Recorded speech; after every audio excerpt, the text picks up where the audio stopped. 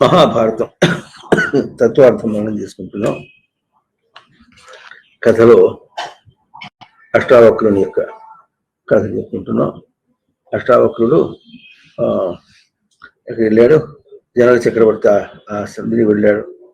అక్కడేమో ముందు లోపలికి పోనీయలేదు. రాజు 3 ప్రశ్నలు వేశాడని ఆ 3 ప్రశ్నల యొక్క తత్వార్థం మనం చేసుకుందాం. ఇప్పుడు అది అయిన తర్వాత అతను ఏమన్నాడు, నీ శక్తి అమానుషం, అది దైవికం, నువ్వు బాలుడు అయినా కూడా నా దృష్టిలో వృద్ధుడవే, వాద ప్రతివాదాలలో నిన్ను మించిన వాడు లేడు, నీకు యజ్ఞ మండపంలో ప్రవేశం కల్పింపబడుతోంది, నీవు కలవాలనుకున్న బంది ఇతడే అని చూపిస్తాడు. బందితో వాదించాలని వస్తాడు. ఆ బంది అందరినీ ఓడించేసి నీళ్ళలో పడేస్తున్నాడు.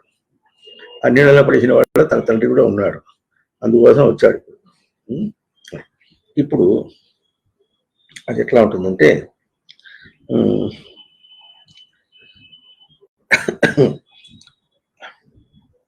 అష్టావకుడు ఏమంటున్నాడంటే, ఈ సభ సాటి లేని ప్రభావం కల రాజసమూహంతో నిండి ఉంది. వీరిలో బందిని నేను గుర్తించలేను. వీరందరూ చాలా పెద్దవాళ్ళుగా ఉన్నారు. బంది ఎవరు నేను గుర్తించలేను. ఒకవాడు గుర్తిస్తే అగాధ జలంలో హంస వలె అతన్ని తప్పక పట్టివేయగలను. గుర్తిస్తే మాత్రం పట్టేస్తానంటాడు. ఏమంటే తన తండ్రిని నీళ్ళలో పడేశాడని కోపమో ఏదో మొత్తానికి చేశాడు. నీచే పరాజితులైన పండితులు నీట మునిగే నియమం కల్పించబడింది. అదే బందీతో ఎవరు పరాజితులు అవుతారో వాళ్ళు నీటిలో వెళ్ళిపోతారు. కానీ నా ఎదుట నీవు ఈనాడు మాట్లాడలేవు. ప్రళయకాలాగ్ని సమీపంలో ఉన్న నది అగ్ని వేడికి ఇంకినట్లుగా నా ఎదుట పడిన నీ వాదశక్తి నశిస్తుంది. నా ఎదుట నిలకడగా కూర్చో అని బందీతో అంటున్నాడు. బందీ ఏమంటున్నాడంటే, నిద్రిస్తున్న పెద్ద పుడిగా భావించి నన్ను మేల్కొలపకు. దవడను నాకే సర్పంగా అనుకో. నేను పాదాలతో తుక్కి శిరస్సును కాలు మూపిన వాడిని సర్పం కరవక విడవద్దు, తెలుసుకో. ఇంకా ఉంటాడు, బలం లేకపోయినా గర్వంతో పర్వతాన్ని చేత్తో కొట్టేవాడి చెయ్యి గోళ్ళు చీలి నాశనం అవుతాయి, పర్వతానికి ఏమాత్రం గాయం ఏర్పడదు అంటాడు. అష్టావకుడు ఏమంటాడంటే, మేనాకుని కంటే పర్వతాలన్నీ ఎట్లా చిన్నవో, లేగదుడు ఆబోతుల కంటే ఎట్లా చిన్నవో, అట్లా భూమండలంలోని రాజులందరూ కూడా జనకుని కంటే తక్కువ వారే. దేవతల్లో మహేంద్రుడు, నదులలో గంగ శ్రేష్టమైన విధంగా రాజుల్లో జనకుడే గొప్పవాడు. కావున బందిని నా సమీపానికి రప్పించండి.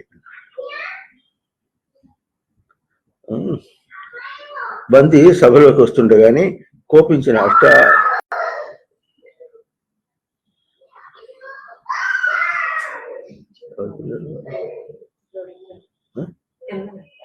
కిందే ఆరా కిందే అరుస్తున్నారా, పైకి ఇచ్చేస్తున్నారు?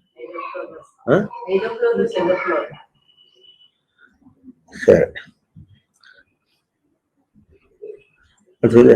బందీ సభలోకి వస్తుండగానే కోపించిన అష్టావక్రుడు గర్జిస్తూ బందీతో ఇట్లా అన్నాడు, నేను అడిగిన ప్రశ్నలకు నువ్వు సమాధానం చెప్పు, నీవు అడిగిన పాటికి నేను సమాధానం చెప్తాను. ఈ వాక్యం మనం గుర్తించాలి.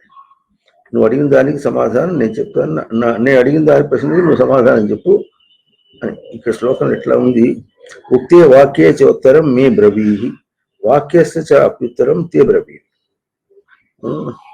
ఉక్తే వాక్యే చ ఉత్తరం మే బ్రవీహి. ఉక్తే వాక్యే, నేను ఏం ప్రశ్న వేస్తాను, వాక్యం అని ఉంది కానీ ప్రశ్న లేదు. ఇప్పుడు ప్రశ్నలు వేస్తున్నారు. ఉక్తే వాక్యే చ ఉత్తరం మే బ్రవీహి, దీనికి ఉత్తరం నాకు ఇవ్వమంటాడు. ఉత్తరం అంటే సమాధానం అని మామూలు ప్రసిద్ధార్థం. ఉత్తరం అంటే అంటే మామూలు ఊర్ధ్వగతి అని.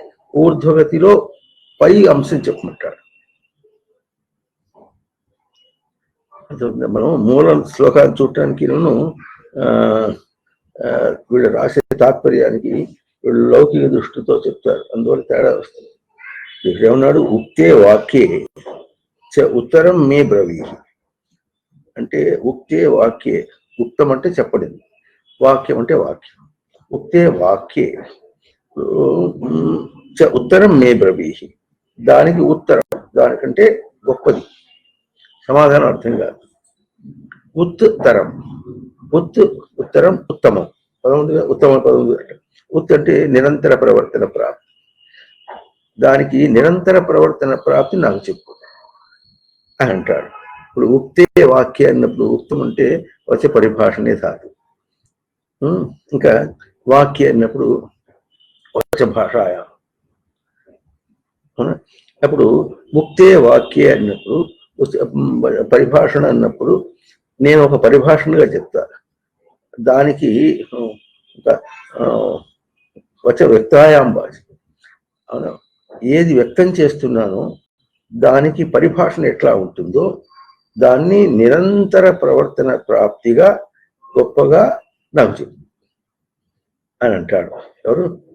అదే మామూలు నేను చెప్పిన సమాధానం చెప్పడం అర్థం లే. నేను ఏదో చెప్తా, దానికి ఏముంటుందంటే ఒక గొప్ప అర్థం ఉంటుంది. ఆ గొప్ప అర్థాన్ని నిరంతర ప్రవర్తనగా ఎట్లా ఉంటుందో దాన్ని నాకు చెప్పమంటాడు.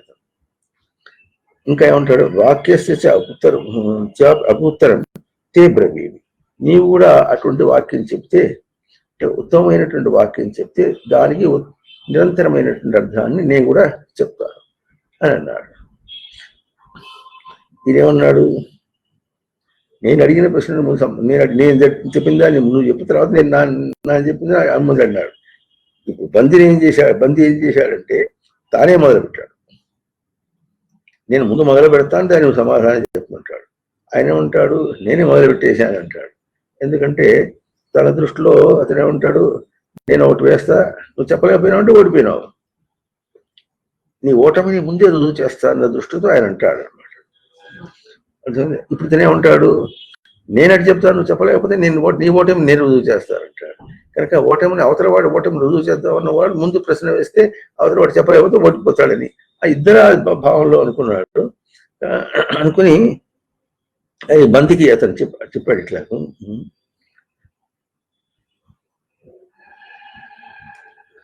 చెప్పాడు. ఇప్పుడు బందీ ప్రశ్న మొదలుపెట్టాడు. తను చెప్పవలసింది మొదలుపెట్టాడు. ఏక ఏవ అగ్నిర్ బహుధా సమిధ్యతే, ఏకః సూర్యః సర్వమిదం విభాతి, ఏకః వీరో దేవరాజో అరిహంత, యమః పితॄణాం ఈశ్వరశ్చైకం ఏకః ఏవ. ఇప్పుడు ప్రసిద్ధార్థం ఎటు చెప్తున్నారంటే, ఒక్కడే అగ్ని అనేక రకాలుగా ప్రకాశిస్తున్నాడు. అర్థమవుతుందా? అగ్ని ఎట్లా ఉంది? సూర్యుడిగా ప్రకాశిస్తున్నాడు, లేకపోతే మంటగా ప్రకాశిస్తున్నాడు, దీపంగా ప్రకాశిస్తున్నాడు, ఎన్నో విధాలుగా మనం వాడుకుంటున్నాం అన్నమాట. ప్రకాశిస్తున్నాడు. ఒకే సూర్యుడు లోకానికి అంతటికీ వెలుగును ప్రసాదిస్తున్నాడు. శత్రునాశం చేయగల ఇంద్రుడు ఒక్కడే వీరుడు. పితృదేవతల ప్రభు అయిన ప్రభు యముడు ఒక్కడే అని ఏకహ అనే పదంతో చెప్తున్నాడు. అర్థమవుతుందా? నాలుగు అంశాలు చెప్పాడు. 4 అంశాలలో ఏక శబ్దం చేత ఒకడే, ఇంకోళ్ళు లేనన్నట్టుగా చెప్పుకుంటూ వస్తున్నాడు. దానికి అష్టావక్రుడు సమాధానం ఎటు చెప్పాడంటే, దీనిలో ప్రశ్న ఏది? అతను ఏం చెప్పాడంటే, ఒకడే అగ్ని అనేక రకాలుగా ప్రకాశిస్తున్నాడు అంతే. ఒకే సూర్యుడు లోకానికి అంతటికీ వెలుగును ప్రసాదిస్తున్నాడు. శత్రునాశం చేయగల ఇంద్రుడు ఒక్కడే వీరుడు. పితృదేవత ప్రభువు యముడు ఒక్కడే. ఇంతే ఎవరు బందీ చెప్పింది. ఈ ప్రశ్న లేదు. అందుకని ఇక్కడే ఉన్నాడు, ఉక్తే వాక్యేచ ఉత్తరం మే బ్రవీమి, వాక్యస్య చ అప్యుత్తరం తే బ్రవీమి. అంటే నేను చెప్పబడిన దానికి ఉత్తరం మే బ్రవీ. ఉత్తరం చెప్పమంటున్నాడు. ఉత్తరం చెప్పమంటే సమాధానం అర్థం కాదు, ఉత్తరం. దానికి నిరంతర ప్రవర్తన ప్రాప్తిగా ఇంకా అధికంగా ఎట్లా ఉంటుందో అది చెప్పాలి. ఉత్తరం ఉత్తమం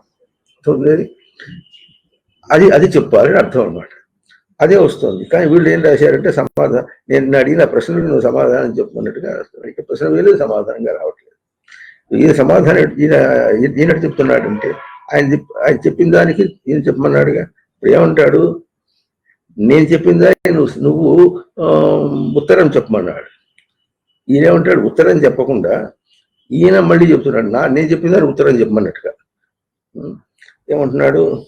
ద్వావింద్రాగ్ని చరతో వై సఖాయో, ద్వౌ దేవర్షి నారద పర్వతౌ చ, ద్వావశ్వినౌ ద్వే రసస్యాపి చక్రే భార్యాపతి ద్వౌ విహితో విధాత్ర అని రెండు రెండుతో చెప్తున్నాడు.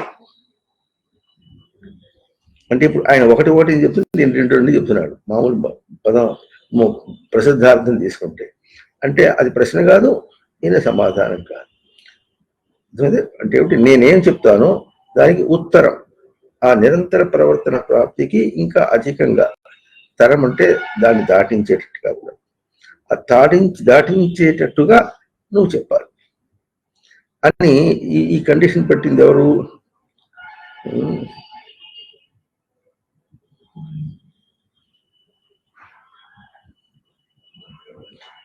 అష్టావక్రుడు పెట్టాడు. ఈ నియమం పెట్టింది అష్టావక్రుడు. కనుక ఇప్పుడు ఏం చేస్తున్నాడు, బంది చెప్పిన దానికంటే గొప్పగా చెప్పాలి.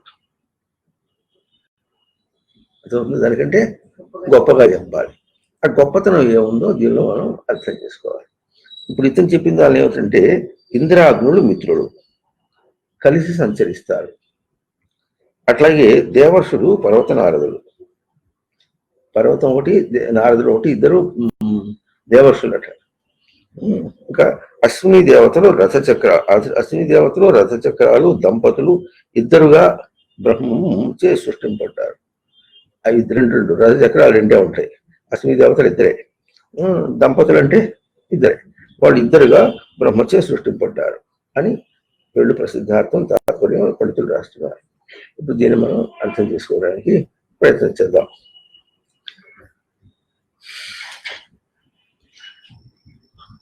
ముందు వీటి ఒకటి రెండు అంటాడు, మళ్ళీ ఆయన మూడు అంటాడు, ఈ నాలుగు చతు అంటాడు, మళ్ళీ ఈయన పంచమి అంటాడు, పంచమ షష్ఠి అంటాడు, షష్ఠి ఇట్లా అది దాకా పోతాడు. 13 దగ్గర వచ్చేటప్పటికి ఆ బంతి 13 చెప్తాడు. ఒకటోది అతను వెనక మళ్ళీ అంటే బేస్ సంఖ్య మళ్ళీ బంతి చెప్పాలి. ఆ బంతి చెప్పి సగం చెప్పి ఆగిపోతాడు, చెప్పలేకపోతాడు. ఆగిపోతే అష్టావక్రులు పూర్తి చేస్తాడు, ఓడిపోయినాడు. అంటే ఇప్పుడు దీనిలో ఈ క్రమంలో ఒక గొప్పతనం, ఒక విశేషం ఉందన్నమాట. ఆ విశేషాన్ని మనం అర్థం చేసుకోవాలి. ఊరినే ప్రశ్న వేసి సమాధానం చెప్పండి. ప్రశ్న వేసి సమాధానం ఎక్కడ వచ్చింది? వెనక రాజు వేసిన 3 ప్రశ్నలు వేసాడు, సమాధానాలు చెప్పాడు. కానీ ఇది అట్లా కాదనమాట. చెప్పిన దానికంటే గొప్పగా చెప్పాలి అన్నాడు. ఇప్పుడు సృష్టిలో ఉన్నది ఉనికి స్వరూపం. సృష్టి అంటేనే ఉనికి స్వరూపం. ఎందుకంటే సృష్టికి పూర్వం ఉన్నది,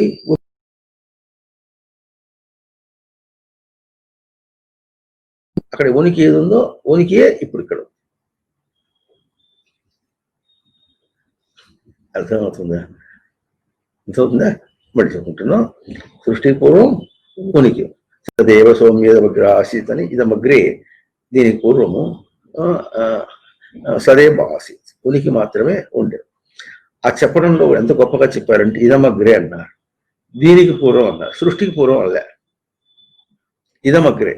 ఇప్పుడు ఈ వాక్యం ఎట్లా ఉంటుందంటే, ఈ క్షణాన్ని మనం అనుకున్నప్పుడు ఇదమగ్రే, ఎక్కడ మనం ప్రవర్తిస్తున్నాము ఇదమగ్రే, దీనికి పూర్వం ఉంది, ఈ ప్రవర్తనకి పూర్వము సృష్టి ఉనికి ఉంది. అంటే ఆ వాక్యము ఎప్పుడో సృష్టికి పూర్వం చెప్పినట్టు అర్థం కాదు, సృష్టి ఆరంభించేటప్పుడు ముందు చెప్పినట్టు అర్థం కాదనమాట. ఎందుకంటే అక్కడ ఇదమనే వాక్యం చెప్పడం. అట్లాగే భగవద్గీతలో కూడా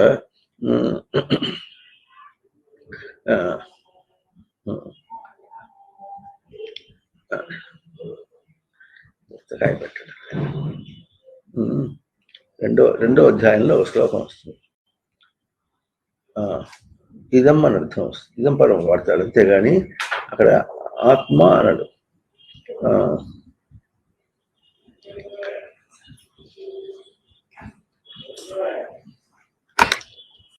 అట్లా చెప్పడంలో ఉన్న స్వగతి, ఆ తత్వ విజ్ఞానం ఏమిటో చెప్తుంది అనమాట.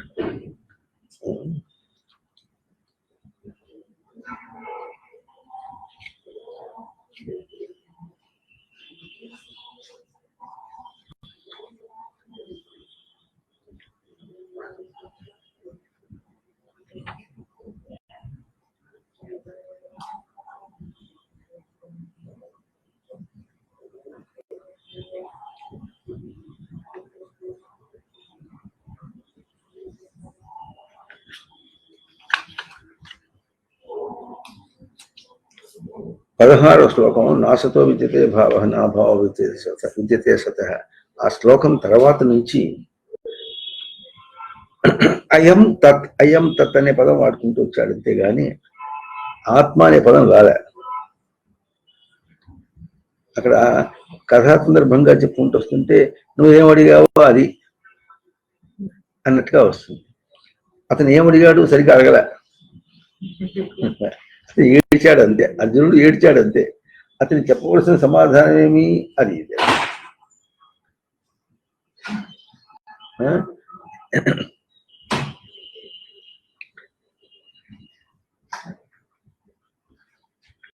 అతనికి చెప్పవలసిన సమాధానం ఏమి ఉంటున్నారా? అతనికి చెప్పవలసిన సమాధానం ఏమి, నీకేం కావాలి, నువ్వేమడిగావో కాకుండా చూడు సరిగా, మళ్ళీ కాలు తిప్పుతావు, ఎవరో వచ్చారు చూడమ్మా, నువ్వు కళ్ళు తిప్పుతావా? తిప్పుతున్నావు నువ్వు, మరి ఇంకే మరి కళ్ళు అటు తిప్పుతావు ఎందుకు? సరే,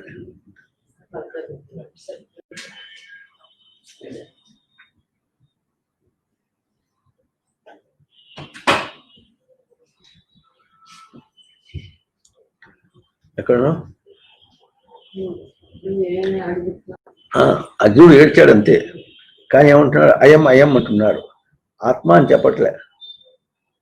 అర్థం చివరిదాకా అదే వస్తుంది. అంతమంత ఇమే దేహా నిత్య సూక్త శరీర అనాశనం అప్రమేయస్య తస్మాత్ ఏనం, దీన్ని ఏనం దీన్ని వేతి హంతారం ఎస్చేనం మన్యతే హతం, ఎవరు దీన్ని చంపబడిందిగా అనుకుంటారో అని. తర్వాత నా జాయతే మ్రియతే వా కదాచిత్ నాయం అయం అయం అయం అని అంటాడు. అజో నిత్య శాశ్వతోయం అయం నా హన్యతే, వేద అవినాశనం నిత్యం ఏనం అజం అవ్యయం, వాసాంస జీర్ణాన్ని యథా విహాయ నవాని గృహ్ణాతి నరో తథా శరీరాన్ని విహాయ జీర్ణాన్ని అన్యాన్ని సంయాతి నయనం చింతంతి శస్త్రాన్ని ఏనం నయనం దహతి ప్రావహి. ఏనం దీన్ని అగ్ని కాల్చదు. ఇంకా నా చేయనం క్లేదయం త్యాప, దీని నీరు చివికింపచేయదు. నా శోషయతి మారుత, దీన్ని అగ్ని వాయువు శుష్కింపచేయదు అని. ఈ విధంగా అచ్ఛేద్యోయమదా అయమయమయం అనే పదం వస్తుంది. అర్థమైందా? ఎందుకు చెప్తున్నారంటే దీన్ని ఏమని చెప్పాలి? అర్థమవుతుందా? అంటే ఆ మాట 16 శ్లోకం తర్వాత 16 శ్లోకం వరకు ఆత్మ అనే అర్థం రాకుండానే తను చెప్పుకుంటూ పోయినాడు. 16వ అధ్యాయంలో నాసతో విద్యతే భావ నా భావ విద్యతే సత అంటే అంటే లేని దానికి ఉనికి లేదు, ఉన్నదానికి లేమి లేదు అని ఈ విధంగా చెప్పేసి తత్వదృష్టి చూపించాడు. ఇప్పుడు అయమయం అని చెప్పుకుంటూ వస్తాడు. అయం తత్, అయం తత్, తత్ అన్న అది అని అర్థం, అయం అంటే ఇది అని అర్థం, వీడు అని అర్థం చూపిస్తాడు. తత్ అనేది నపుంసలింగం, అయం అనేదేమో పుంలింగ పదం, అంతే, లింగ భేదం అంతే. ఇది అని చెప్పుకుంటూ పోతున్నాడు. అర్థం చెప్పడం అర్థం ఏంటంటే ఇది అనే పదానికి. అందుకనే మీరు కూడా ఏం చేయాలంటే వీడు అంటుండండి, నేను అనద్దు. వీడు ఎవరు? వీడు ఈ సరపురుషుడు అక్షర పురుషుడు వీడు అంటూ ఉండాలి. అదే ఎందుకు చెప్పుండాలంటే ఇక్కడ అట్లాగే ఇక్కడ ఏమిటి ఏం చెప్పుకున్నాం మనం,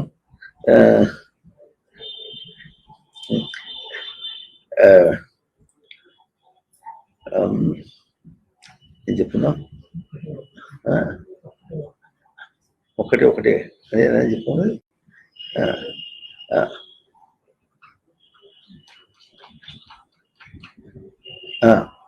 ఉనికి సృష్టికి పూర్వము మనం చెప్పినప్పుడు చాందోగ్య ఉపనిషత్తు వాక్యం ఎట్లా ఉంది? సదైవ సౌమ్యేదమగ్ర ఆసి ఇదమగ్రే, దీనికి పూర్వం అన్నాడు. అర్థమవుతుంది? అయమయం అంటే దేన్ని చూపిస్తున్నావు అంటే ఉన్నది ఏదో అది చూపించినట్టు, లేని దాన్ని చూపించాలి. అర్థమవుతుందా? ఉన్నదాన్ని చూపించగలం అంటే కూడా మనకు అర్థం కావాలి. ఉన్నదేదో చూపించగలమంటే ఇప్పుడు కూర్చుంటే చూపించలేరు. ఎందుకు తర్వాత లేచిపోతాడుగా. కానీ కూర్చునేటప్పుడు ఏ ఉనికిని తాను నిలుపుకుంటున్నాడో, ఏ చైతన్యాన్ని తాను ధారణ చేస్తున్నాడో దాన్ని చెప్పగలం. అర్థం అవుతుందా లేదా? ఇప్పుడు ఎంతగా రుజువు చేస్తుందంటే ఉనికి చైతన్యాన్ని ధారణ చేస్తూ చైతన్యాన్ని నిలుపుకుంటూ అభ్యాసం చేస్తున్నటువంటి వాడు కూర్చున్నాననే మాట అనేస్తే తుస్సుమల్లే. అర్థమవుతుందా లేదా? ఏమంటున్నాడు? తుస్సుమంది. ఇది నిజమా అబద్ధమా వాడు చెప్పింది? ఇప్పుడు చెప్పండి, నిజమా అబద్ధమా? జరుగుతున్నది ఏమిటి అక్కడ? ఉనికి చైతన్యాన్ని ధారణ చేస్తున్నాడు. ఉనికి చైతన్యాన్ని ధారణ చేస్తే కూర్చున్నవాడు అవుతున్నాడు. దేహాన్ని కూర్చోబెట్టాడు. అర్థమైందా? అది లేకపోతే దేహాన్ని కూర్చోదుగా. అర్థమైందా? మరి ఉనికి ధారణ చేస్తున్నవాడు ఉనికి ధారణ చేస్తున్నాను అనాలి. జరుగుతున్న కార్యం అది. అది కార్యమా? కాదు, అది నిరంతరం, అది ఉత్తరం. ఉత్తంటే నిరంతర ప్రవర్తన ప్రాప్తి ఎరుక. దాన్ని అందించేట్టుగా చేసుకునేటటువంటి ఉత్తరం అవుతుంది. ఇప్పుడు అట్లా చెప్పకుండా, అంటే చైతన్యాన్ని నిలిపి దర్శనం చేసి దానిలో ఉన్నాను అని చెప్పకుండా కూర్చున్నారు. తర్వాత మరి ఉన్నదని చెప్పాలంటే కూర్చున్నానని చెప్పలేడు, ఎందుకంటే లేచిపోయిందిగా. అప్పుడు కూర్చోవడం లేదుగా. ఉన్నది లేదు అర్థం చేసుకోవాలి. కూర్చోవడం లేదు. కానీ అప్పుడు ఏ చైతన్యాన్ని నిలుపుకున్నాడో ఆ తర్వాత నిలబడినా, పడుకున్నా, అంతేనా, ఇంకా వంగి కూర్చున్నా, వంగి నిలబడినా, పరిగెత్తుతున్నా, ఏం చేస్తున్నప్పటికీ, ఏదైనా పని చేస్తున్నా, ఏం చేస్తున్నప్పుడు చైతన్యాన్ని నిలుపుకుంటున్నాడు. తన చైతన్యాన్ని నిలుపుకోవడం అనే అభ్యాసం చేస్తున్నాడు, దర్శనం చేసుకుంటూ బతుకున్నాడు. జరుగుతుంది అది. ఇది జరగకుండా ఉండట్లే. ఇది కార్యం అది. ఇది నిరంతర కార్యం, ఉత్తరం, నిరంతర కార్యం. ఇవన్నీ వస్తూ పోతుండే. దీన్ని ఇంగ్లీష్ ఒక పదం చెప్తారు, అవతారాలు అంటారు, మేనిఫెస్టేషన్స్ అంటారు. అంటే ఉనికి చైతన్యాన్ని నిలుపుకోవటం అనేటటువంటి దానికి కూర్చోనుట అనేది ఒక అవతారం. అవతారం అంటే అక్కడ భౌతిక రూపంలో దర్శించటం. మనం ఎట్లాగైతే విష్ణువుని కృష్ణ రూపంలో మనం ఎట్లా చూస్తాం అనుకుంటున్నాము, అంటే నామరూపంలో. నామరూపం లేనటువంటి దాన్ని ఒక నామరూపంలో చూసినప్పుడు కూడా అక్కడే ఉంటుంది అవతారం. అట్లే మనందరం కూడా 50 రాశి అవతారాలు, మనందరూ కూడా అవతారమే. జీవుడు కనిపించేవాడు కాడు, అంతేనా? మనం ఏం చేస్తున్నాం? ఆ జీవుడిని భౌతికంగా రూపంలో కనిపిస్తున్నాం. అంటే జీవుడికి ఇవన్నీ అవతారాలు, అవునా? ఇంకా జీవుడికి ఎట్లా అవతారాలు అవుతున్నాయంటే, జీవుడికి దేహ రూపంలో అవతారమే కాకుండా, జీవుడు ఇందాకేం చెప్పాము, కాసేపు అమ్మమ్మ అంటాడు, నేను అమ్మమ్మని అంటాడు. తర్వాత నేను అమ్మని అంటాడు. తర్వాత నేను వదినని అంటాడు. నేనేమో భార్య అంటాడు. ఎన్ని అవతారాలు, అవునా? దీనిలో ఏమవుతుంది? ఈ వదిన, అమ్మమ్మ, నాన్న ఇవన్నీ ఉండేవి సార్. ఈ అవతారాలన్నీ సాధిస్తాడు, ఎక్కడికక్కడ సాధించేస్తాడు. ఉండేది ఎవరు? జీవుడు అనేవాడు. ఇది ఉత్తరం. అర్థమైంది? ఇప్పుడు ఈ ఉత్తరం చెప్పడానికి ఇక్కడ పైన వాక్యం బాగుంటుంది. ఉక్తే వాక్యేచ ఉత్తరం మే బ్రవీమి, నాకు చెప్పు. ఉక్తే వాక్యే, నేను చెప్పినటువంటి వాక్యం, ఈ చెప్పబడినట్టు ఉక్తి అంటే చెప్పబడినటువంటి, నేను కూడా పదం లేదు. ఉక్తే వాక్యే, చెప్పబడినటువంటి ఈ వాక్యం నందు, అంటే వ్యక్తం చేయబడినటువంటి ఈ పరిభాష ఎందు. ఆయన ఇచ్చిన ధాతువు గుప్త శబ్దానికి వచ పరిభాష,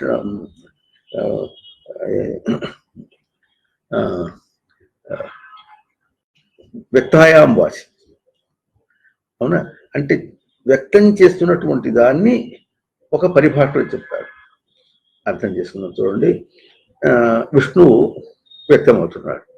ఎట్లా వ్యక్తమవుతున్నాడు? కృష్ణుని యొక్క రూపంలాగా. ఉందా? విష్ణువు అనే ఒక తత్వము కృష్ణుడైన ఒక నామరూపములతో వ్యక్తమైనట్టుగా వ్యక్తమవుతుంది. దీని యొక్క ఉత్తరం చెప్పమన్నాడు. దీని యొక్క నిరంతర ప్రవర్తన ఎట్లా ఉంటుందో చెప్పాలి అని. అక్కడ ఎట్లా ఉందో అట్లాగే ఇప్పుడు మీకు చెప్పడం కోసమని విష్ణువు అని చేతులు ఆడిస్తున్నాం చూసారా? విష్ణువు వ్యక్తం అవుతున్నాడు. ఎట్లా అవుతున్నాడు కృష్ణుడి రూపంలో అని ఇట్లా చేతులు ఎత్తు పట్టుకుంటూ చేస్తున్నాము. ఇవన్నీ ఈ అవతార రూపాలు అంటే మీకు వ్యక్తం చేయడానికి. అంటే ఈ వెనుక ఏమున్నదో ఆ ఉత్తరం చెప్పాలి. ఇందాక చెప్పినట్టుగా కూర్చున్నాను అన్నాను, ఇది ఒక వ్యక్తం కావటం. దీని వెనక ఏముంది, ఉత్తరం ఏమి, ఇది పరిభాష. ఏది వ్యక్తమవుతుందో అంటే స్మృతిని నిలపటం, చైతన్యాన్ని నిలపటం అనేటటువంటిది వ్యక్తం అవుతూ ఉంటే దానికి ఒక పరిభాషణ చేసి మనం ఏమంటున్నాం, కూర్చున్నారంటున్నాం. అర్థమవుతుందా? చైతన్యము వ్యక్తం అవుతూ ఉంటే ఎవరు వ్యక్తం అవుతుంది, తనకే వ్యక్తం, ఇంకెవరికి వ్యక్తం కావట్లేదు. చైతన్యం తనకు వ్యక్తం అవుతుంటే తానేమంటున్నాడు, దానికి ఒక పరిభాష చేసి, పరిభాష ఉంటే వ్యావహారికంగా భాష చేసి మాట్లాడుతున్నాడు అన్నాడు. అవునా? ఈ ఈ ఈ సందర్భంలో ఉత్తరం ఏమి అంటే నిరంతరమైంది ఏది అది చెప్పాలి. అర్థమవుతుందా? ఇప్పుడు మనకు ఈ శ్లోకంలో ఈ అర్థాన్ని తీసుకోవాలి, అర్థం చేసుకోవడానికి ప్రయత్నం చేయాలి. ఇక్కడ ఏమంటున్నాడు, ఏక ఏవ అగ్ని బహుధా సమిధ్యతి. ప్రసిద్ధార్థం ఎట్లా ఉంటుంది, ఒకటే అగ్ని అనేక రూపములుగా వెలుగుతున్నది. ఇది ప్రసిద్ధార్థం. ఇక్కడ అగ్ని కర్త ఈ వాక్యంలో. అగ్ని అంటే అగ కుటిలాయాం గతో ధాతువు. కుటిలాయాం గతో ధాతువులో మనం చాలా గొప్పగా గుర్తించవలసింది ఏమిటంటే, సృష్టిలో సృష్టి ఎందుకు ఉన్నదో దానికంటే వేరుగా అంశము వస్తే అక్కడ ఉండాలి, అది అక్కడికక్కడే మట్టు పెట్టాలి. అర్థమైందా? సృష్టి స్వరూపమేమి ఉనికి స్వరూపం. ఉనికి గుర్తింపు కంటే వేరుగా వస్తుంది అనుకోండి, అక్కడికక్కడే మట్టు పెట్టాలి. మట్టు పెట్టేసి ఉనికి స్వరూపమే నిలపాలి. అది గుర్తింపు లేకపోవడం అనేటటువంటిది సృష్టికి సంబంధం లేదు. అర్థమవుతుందా? అది ఎట్లాగంటే, ఇప్పుడు ఏం జరుగుతున్నావు, కూర్చున్నావా, చైతన్యాన్ని నిలుపుకున్నావా, చైతన్యమే నిలుపుకున్నాడు, కానీ తను గుర్తించట్లే. తను కూర్చున్నాను, నువ్వు కూర్చున్నా అని అంటున్నప్పటికీ ఏం జరుగుతుంది, చైతన్యం నిలపడం. అర్థమైందా? అంటే ఇప్పుడు కూర్చోవటం ఏం చేసింది, మట్టు పెట్టేసింది. అవునా? మట్టు పెట్టేసి దాన్ని నువ్వు గ్రహించలేకుండా చేసింది. కూర్చున్నట్టు ఎట గ్రహిస్తావు? కూర్చునుట అనేటటువంటి అంశాన్ని, ఇది ఒక చేష్ట, దేహమునకు ఒక చేష్ట. ఈ చేష్టను ఎట గ్రహిస్తావు? అవునా? గ్రహింపు అనే పదం ఎప్పుడు కూడా అభౌతికమే. దేంతో గ్రహించాలి? మనస్సు అంట. మనస్సు అభౌతిక స్వరూపం, అభౌతికం గ్రహించాలి. కనుక అభౌతికంతో గ్రహించవలసడానికి కూర్చునుట అనేటటువంటి ఓ భౌతిక భంగిమని అది గ్రహించలేదు. కనుక ఏం చేసింది, గ్రహించలేంది కదా అని అణచివేసింది. గ్రహించగలిగిన ఆ సమయంలో గ్రహించగలిగింది ఏంది, తాను తన స్వరూపాన్ని గ్రహించారు. అక్కడ కర్త స్వరూపం రాలేదు, కార్యం కూడా కాలేదు. మాటకు వస్తుంది అంటే ఒక కారణము లేదు, దానికి ఒక కార్యము లేదు, దానికి ఒక ఫలము లేదు, అక్కడ కర్తృత్వము లేదు, భోక్తృత్వము లేదు. ఈ మాట 5వ అధ్యాయంలో, నా కర్తృత్వం నా కర్మాని లోకస్య సృజితి ప్రభువు నా కర్మఫల సంయోగం. కర్తృత్వం, కర్మ, ఫలం ఈ 3 లేదు. స్వభావస్తు ప్రవర్తతే నాదత్య కర్షిచేత్ పాపం నచేవ సుకృతం విభు అజ్ఞానేన. కర్తృత్వం కూడా లేదు. నా కర్తృత్వం నా కర్మాని, కర్తృత్వం లేదు, కర్మ లేదు, భోక్తృత్వం లేదు, ఏమీ లేదు. కానీ ఇప్పుడు దీన్ని ఏమనాలి, ఉందని చెప్పాలనా, కర్మ అని చెప్పాలనా? ఒకవేళ కర్మ అని చెప్పాలంటే కర్మ ఈ విధంగా జరగాలి. ఇది ఉత్తరం. ఏ విధంగా జరగాలి, కర్తృత్వం లేకుండా, భోక్తృత్వం లేకుండా, అది దానికి కారణం లేకుండా, కార్యరూపం లేకుండా, ఫలరూపం లేకుండా, ఇది 5 అంశములు.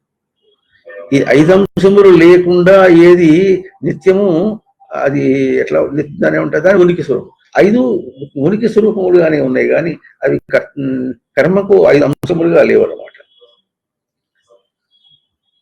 అది ఉత్తరము, అది చెప్పాలి.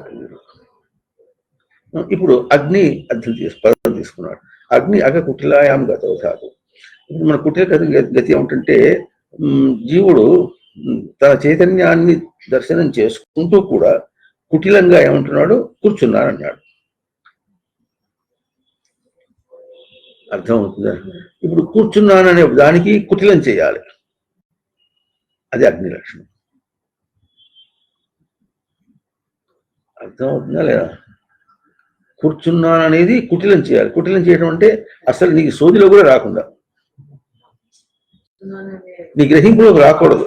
నీ గ్రహింపులోకి వచ్చిందా నీకు నీ నీ చైతన్యం యొక్క గ్రహింపుకి మత్స అంటే ఇప్పుడు ఏమవుతుంది? అమీబా దగ్గర నుంచి ఈ రోజు దాకా, ఈ క్షణం దాకా కూడా నీ గ్రహింపులో మత్స లేకుండా నీకు నీ చైతన్యమే గ్రహింపుగా చేసి అన్ని ఎక్కడ పోయినాయి, మనం మరపులోకి పోయినాయి మామూలు చెప్పేస్తాం. మరపులోకి పోవటం, మరపు గిరుపు అది లేకుండా పోయినాయి, అదృశ్యమైన నశ్యతి అంటే నశ అదర్శనే, నీకు మళ్ళీ కనిపించకుండా పోయినాయి. ఇది ఉత్తరం. అవునా? ఇది అగ్ని లక్షణం. ఇప్పుడు సృష్టి ఏం చేసింది? కూర్చుట, నడుచుట, పోవుట, వచ్చుట, అన్నం తినుట, మళ్ళీ తర్వాత పొద్దున్నేమో మల ఒడి చేయటం, దాన్ని మళ్ళీ తింటున్నాడు, మళ్ళీ మల ఒడి చేస్తున్నాడు, మళ్ళీ కాలేదంటాడు, దట్టయింది, రోగం ఇట్లా అయింది, రోగం అట్లా అయింది అంటాడు. ఏ రోగం వచ్చినప్పుడు మళ్ళీ చావకుండా ఉండాలంటాడు, చచ్చిపోతున్నాడు, ఎన్ని వాడు చచ్చిపోయినప్పుడు మళ్ళీ చావకుండా ఉండాలంటాడు. అంత గోల గోల. ఇదంతా ఎక్కడుంది? నువ్వు ఎన్ని చెప్పినా అక్కడ ఏముంది? తన చైతన్యమును దర్శనం చేస్తాడు. ఎటు దర్శనం చేస్తున్నాడు? మన భాష ఏమిటి? రోగం వచ్చింది. రోగం వస్తే ఏం చేస్తాడు?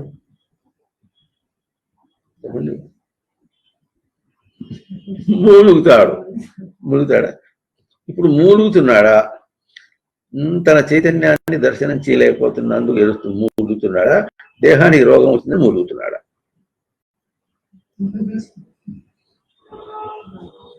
అర్థమవుతుందా? అది సత్యం. ఇది సత్యం, దీనికి లేమి లేదు. ఈ ఉనికికి, ఇది ఉనికి స్వరూపం. ఇది ఉనికినే వ్యక్తం చేస్తుంది అక్కడ. ఇప్పుడు జీవుడు ఏం దర్శనం చేయాలి? ఇప్పుడు నేను దేహానికి రోగం వచ్చి మూలుగుతున్నాను కాదు, నేను నా చైతన్యాన్ని నేను దీనిలో ప్రవర్తింప చేయలేకపోతున్నానని మూలుగుతున్నాను.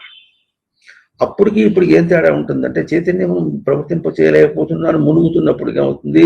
చైతన్య దర్శనం అవుతుంది. అవునా? దానికి ఈ దేహం సరిగ్గా కావట్లేదు, ఇది వదిలిపెట్టిపోవాలి, దేహం కాదు అని. అందుకని ఎట్లా అనిత్యం అసుఖం లోకం ఇమం ప్రాప్య భజ స్వభావం. ఈ లోకం అనిత్యం అసుఖం అనే మాట బాగా దర్శనం అవుతుంది. అప్పుడు దేహం నందు తన గ్రహింపు వేరుగా ఉంటుంది. దేహం తనకు వేరైనటువంటి, తన వద్దు విడిచిపెట్టాలి అన్న గ్రహింపు వస్తుంది. అట్లా కాకుండా రోగం వచ్చిందని మూలుగుతాడు అనుకోండి. ఇప్పుడు ఏం చేస్తాడు? డాక్టర్ దగ్గర పోతాడు, మందు తీసుకుంటాడు. మందు తీసుకొని ఆ మూలుగుడు పోయింది అనుకోండి, అప్పుడు ఎక్కడ తిరుగుతాడు? ఇప్పుడు చైతన్యం గుర్తిస్తాడు. అప్పుడు ఏం చేస్తాడు? మళ్ళీ దేశాలే పడతాడు. అంటే ఇప్పుడు ఒక చేష్టను చూసి ఏమంటా ఉన్నారా? ఒక గ్రహింపును చూసి ఏమంటా ఉందన్నా? ఆ గ్రహింపు విషయంతో పోల్చుకుని ఏమంటావనాలనా, తనతో పోల్చుకుని ఏమంటావనాలా? ఇన్ని మాటలు లేవు. ఇది కుటిలం. ఇన్ని మాటలు కల్పించి దీనిలో ఏమి నిశ్చయం చేయటం చేతకాక ఏం చేస్తాడు? ఏ గాలి ఎట కొడితే అటు పరిగెత్తున్నాడు. అవును, కనుక ఏం చేయాలి? దానికి కుటిలం వేయాలి. కుటిలం వేయాలి. అవునా? అది అగ్ని లక్షణం. అగా కుటిలాయాం గతం. సృష్టి క్రమంలో మామూలు చెప్పినప్పుడు కూడా మేము సైన్స్ పేపర్స్లో ఏం చెప్పుకున్నామంటే, సృష్టికి పూర్వం ఉనికి ఉంది. ఆ ఉనికి రావటంలో ఉనికి ఏం చేసిందంటే, ఆకాశమును ఆకాశ సంభూత, ఆకాశం సృష్టి చేసిందంటే అట్లా చూస్తాం మనం.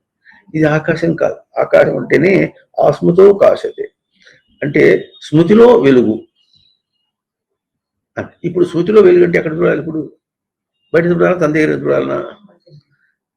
అది ఆకాశం అట్లా అంటున్నారు. ఇది ఆకాశం, ఇక్కడ ఆకాశం. ఒక పుస్తకంలో, ఏ పుస్తకంలో జ్ఞాపకం లేదు, మొన్న చదువుతుంటే ఎట్లా ఉందంటే, సృష్టి అంతా ఏ విధంగా అల్లబడిందో ఈ దేహం కూడా ఆ విధంగా అల్లబడింది.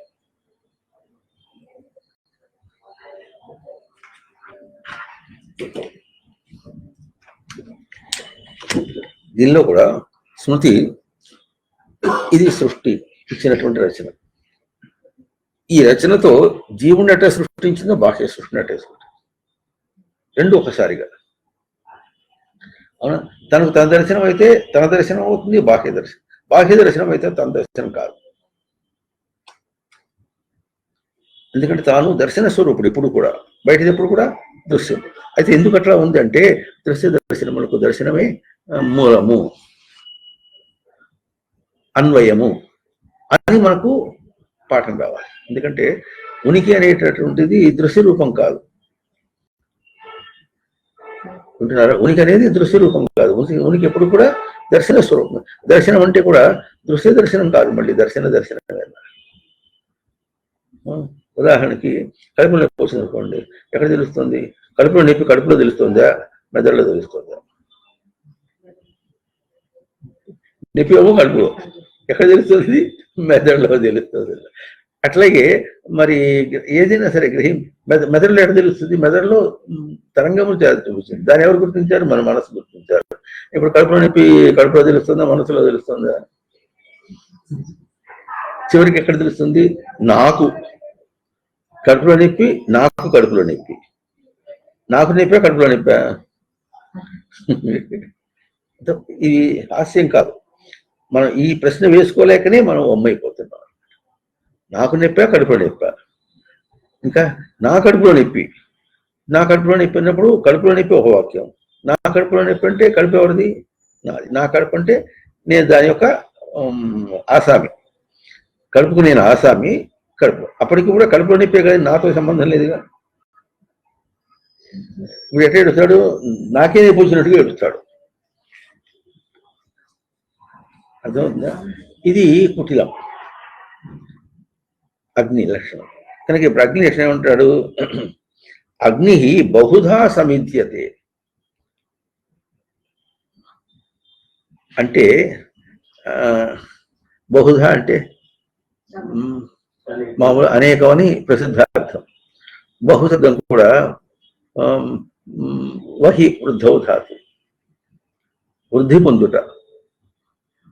ఈ వృద్ధి పొందుట అనే పదం తీసుకున్నాం అనుకోండి, ఎట చెప్పాలి ఇప్పుడు దీన్ని అన్నప్పుడు మనం ఏం చేయాలంటే, మనం ఏది మనకు మన భావానికి ఏది వచ్చినా సరే దాన్ని తీసుకుని అక్కడ వృద్ధి పొందుట అనేది మనకు దర్శనం అవుతుందా లేదా చూసుకుని, కాదంటే కాదనచ్చు.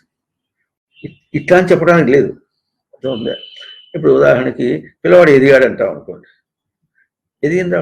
ఎదగడం ఆగిపోయిందిగా, దేహం ఎదగడం ఆగిపోయింది. అర్థమవుతుంది? ఏమైనా వచ్చేటప్పటికి ఎదగడం ఆగిపోయింది.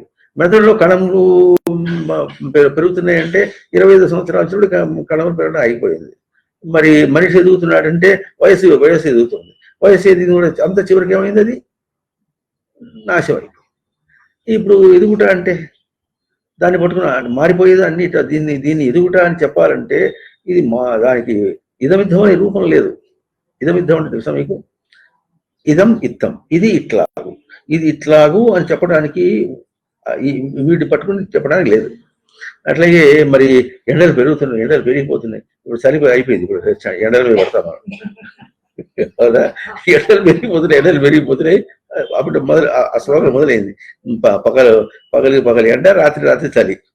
ఇది అట్లా చెప్పుకుంటూ పోతూ ఉంటే అదేం చూపిస్తుంది? కాదని చూపిస్తుంది. అంతేనా? కడుపులో నొప్పి వచ్చింది, నొప్పి బాగా నొప్పి మిగిలిపోయినాడు. తర్వాత కాసేపటికి అది లేకుండా, గ్రహింపు లేకుండా అక్కడ అంటే ఇప్పుడు కడుపులో నొప్పి లేకుండా లేనందువల్ల తను గ్రహించలేకుండా ఉన్నాడా, లేక దాన్ని తప్పించుకొని గ్రహించకుండా ఉన్నాడా? అసలు కడుపులో నొప్పి అంటే కడుపును అడుగు, ఎంత కడుప నీకేం నొప్పి? నువ్వు డాక్టర్ పిచ్చోడు కనుక ఆయన సరిగ్గా అడగడు, ఏమంటాడు? నీకేం నొప్పి అంటాడు. కనీసం వీడికైనా తెలివి ఉంటే కడుపులో నొప్పి అంటే కడుపులో అడగండి రాదు. కడుపులో అడగండి అంటే కడుపు ఏం చెబుతుంది? అదే చెప్పట్లేదు, లేదు పోమంటారు. లేదు పో అనాలి, వీడు సరే అని రావాలి, అప్పుడు లేకుండా పోతాడు. ఆయన ఏం చేస్తాడంటే, నీకేమో తికమ్మక రోగం ఉంది, నేను మగ దగ్గర మల్దిస్తా, తీసుకుపో అంటాడు. ఏందో అంత అంత రాద్ధాంత సిద్ధాంతంలాగా వ్యవహారం చేసుకుంటూ వెళ్ళిపోతున్నాం. ఇదంతా కుటిలమే. ఇదేమవుతుంది? వృద్ధి పొందుటగా అగ్ని బహుధా సమిధ్యతే. సమిధ్యతే అంటే ఈ ఇంధి దీప్తో ధాతు అంటే వెలుగుతోంది. బహుధా అంటే బహు శబ్దానికేమో వృద్ధి పొందు. ధా అంటే బహుధాయ్ ధారణ పోషణ యోహో అంటే ధారణగా, వృద్ధి పొందే ధారణగా వెలుగుతున్నది. అగ్ని వృద్ధి పొందే ధారణగా వెలుగుతుంది. మళ్ళీ ఒకసారి చెప్పుకుంటున్నాం, మనం కృతజ్ఞలమై ఉండాలి. అమీబా దగ్గర నుంచి ఈ రోజు దాకా చైతన్య స్వరూపుడుగానే బతుకుతున్నాడు జీవుడు. అర్థమవుతుందా? చైతన్య స్వరూపుడుగా బతుకుతున్నాడు, ఎవరు గుర్తించట్లా. ఆ చైతన్య స్వరూపుడు ఎట్లా ఉందంటే ఆ దేహం నందు ప్రవర్తిస్తూ ఆ దేహమే నేను అనుకున్నాడు. ఆ దేహంలో చేసిన ప్రతి చిన్న చేష్ట కూడా తనదే చేష్ట అనుకున్నాడు. అక్కడ దేహంకు కావాల్సిన అవసరములు ఏమున్నాయి, అన్ని తనకే కావాలనుకున్నాడు. అన్ని తనదే అన్నాడు. దేహంతో పుట్టిన దగ్గర నుంచి దేహం విడిచిపెట్టి దాకా అన్ని తనది, నేనే అనుకున్నాడు. తనది కూడా తనదంటే నాది అని కాదు, నేనే అనుకున్నాడు. నేనే అనుకున్నవాడు నేనే నే అని అనుకున్నట్టు నేను నిలబెట్టింది అది వదిలేసి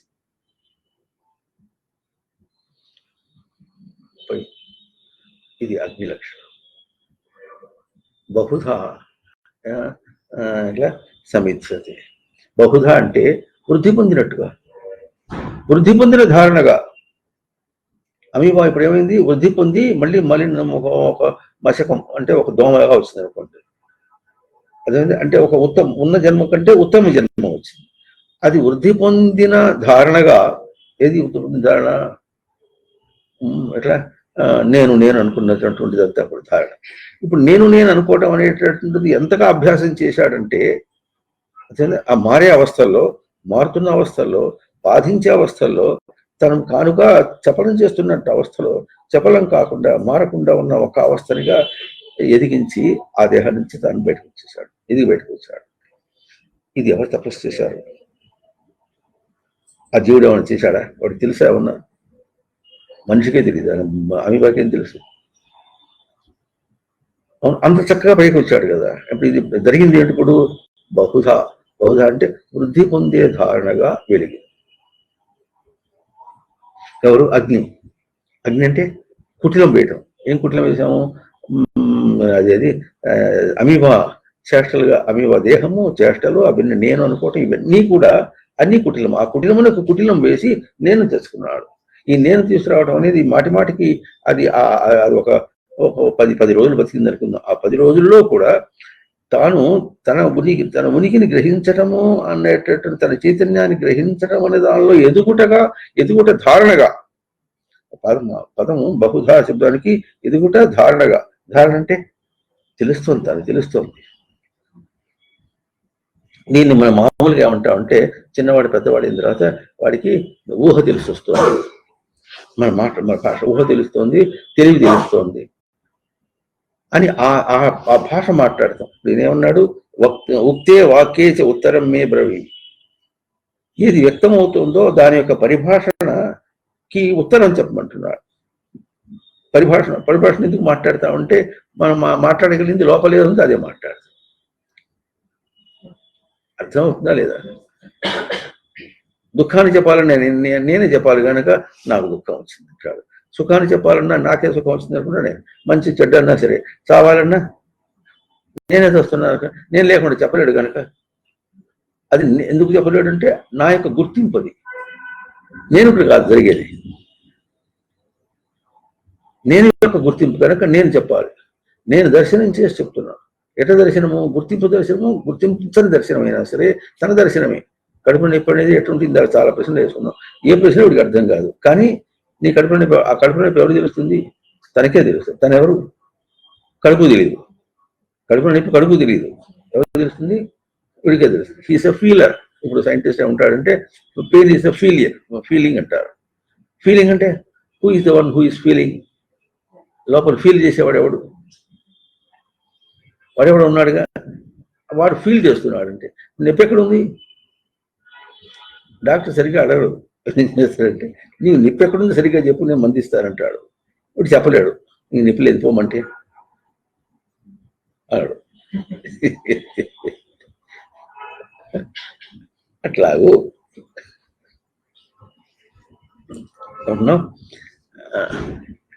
ఏక ఏవ అగ్ని బహుధా సమిధ్యతే. ఇప్పుడు అమీబా అయిపోయింది, తర్వాత ఎక్కడ వచ్చాడు? దోమ, చీమ, కప్ప, పాము, ఏవో అన్ని వచ్చి మనిషి దాకా వచ్చాడు. ఈ క్షణం దాకా బహుధా అంటే వృద్ధి పొందిన ధారణగా. ఇప్పుడు దాన్ని మనం ఎట్లా అర్థం చేసుకుంటాము? కుక్క తెలివింది ఆఫ్టర్, నా తెలివి చాలా గొప్పది, నా ధారణ గొప్పది అని కేవలం లౌకిక దృష్టితో అర్థం చేసి గుర్తించేటట్టుగానే మనకు తెలుస్తుంది. అవునా? మనిషిని ఎవడన్నా ఒరే వచ్చే జన్మ నీకు కుక్క జన్మ అట్లా రాసి పెట్టుందంటే నాకు వద్దు వద్దు అంటాడు. సరే అంటాడా? ఒకప్పుడు ఆ కుక్క జన్మ నేనే అన్నాడా? నేనన్నాడు కదా, నేనంటివి కదా. నేను ఆ ఇంటికి పోకేసుకున్నాడు, అక్కడ ఉండిపో అంటే కాదు. ఇది బహుశా సమీత. ప్రసిద్ధార్థం ఎక్కడుంది? ధాతు అర్థం ఎక్కడ? ఇప్పుడు వృద్ధి పొందుట అనే పదానికి బహుశబ్దానికి అనేకం అన్నారు. వృద్ధి పొందుట అంటే 2, 3, 4, 5 ఉంటే అది పెరుగుతుంది అనమాట. సంఖ్య పెరుగుతున్నందువల్ల వృద్ధి పొందడం అని అర్థం చెప్తున్నారు. అక్కడ సంఖ్యను అర్థం లేదు. వహి వృద్ధో ధాతువుకి సంఖ్య పెరగడం అర్థం కాదు. అది ఒకటి అర్థం తీసుకుని దాని ఎందుకు ప్రయోగం చేసి వృద్ధి పొందడం బహు అంటే చాలా అనేకం అని చెప్పేశారు.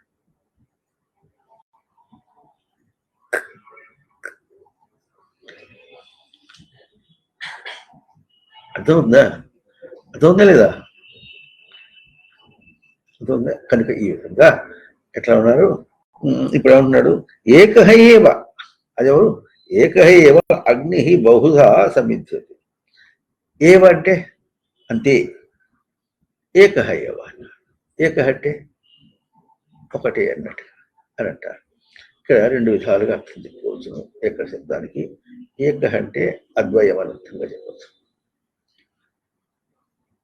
మొట్టమొదటి జన్మ ఎత్తాను అనుకుందాం, అమీబా దగ్గర నుంచి ఈ రోజు దాకా జరిగిన యోనిల్లో కానీ, దేహాల్లో కానీ, ఎత్తిన జన్మల్లో కానీ, దేహాల్లో కానీ, విషయాల్లో కానీ, విడిచిన దానిలో బయటికి రావటంలో కానీ, విడిచిపెట్టి బయటికి పోవటంలో కానీ ఇప్పటిదాకా జరిగింది ఏమిటి? ఒకటే, సచ్చిదానంద స్మృతి, ఉనికి స్మృతి, ఉనికి చైతన్యం. అదే ఏమవుతుంది? బహుధా. ఇప్పటిదాకా ఏమవుతుంది? వృద్ధి పొందే ధారణగా వెలుగుతుంది. దానికి అర్థం చెప్పుకుంటాను చూడండి.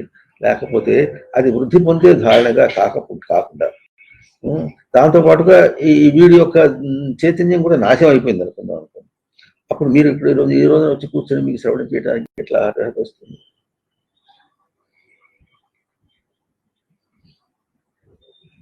అర్థమవుతుందా? ఒక న్యాయం గుర్తించాలి. శ్లోకంలో ఎట్లా ఉందంటే, చెడిపోయిన వాడు, అందుకోని వాడు ఎదిగి అందుకుంటున్నాడు. అర్థమైందా? వెనక ఎటువంటి జీవితంలో ఉన్నాడు? తెలియని జీవితంలో ఉన్నాడు. అసలు దాని విషయమే తెలియదు. ఆ జీవితం ఎదుర్కొంటూ వస్తున్నాడు, తెలుసుకుంటున్నాడు. మనం అది లౌకిక ప్రయోగం చేసినప్పుడు కూడా మరి 10వ తరగతిలో చేరాడు. 10వ తరగతి పాఠాలు తనకు తెలియవు. అవునా? మరి మా పాఠాలు చదువుకుంటూ ఎదిగాడు. ఎట ఎదిగాడు? 10వ తరగతి పాఠాల్లో ఎదిగాడా? తెలుగులో ఎదిగాడా?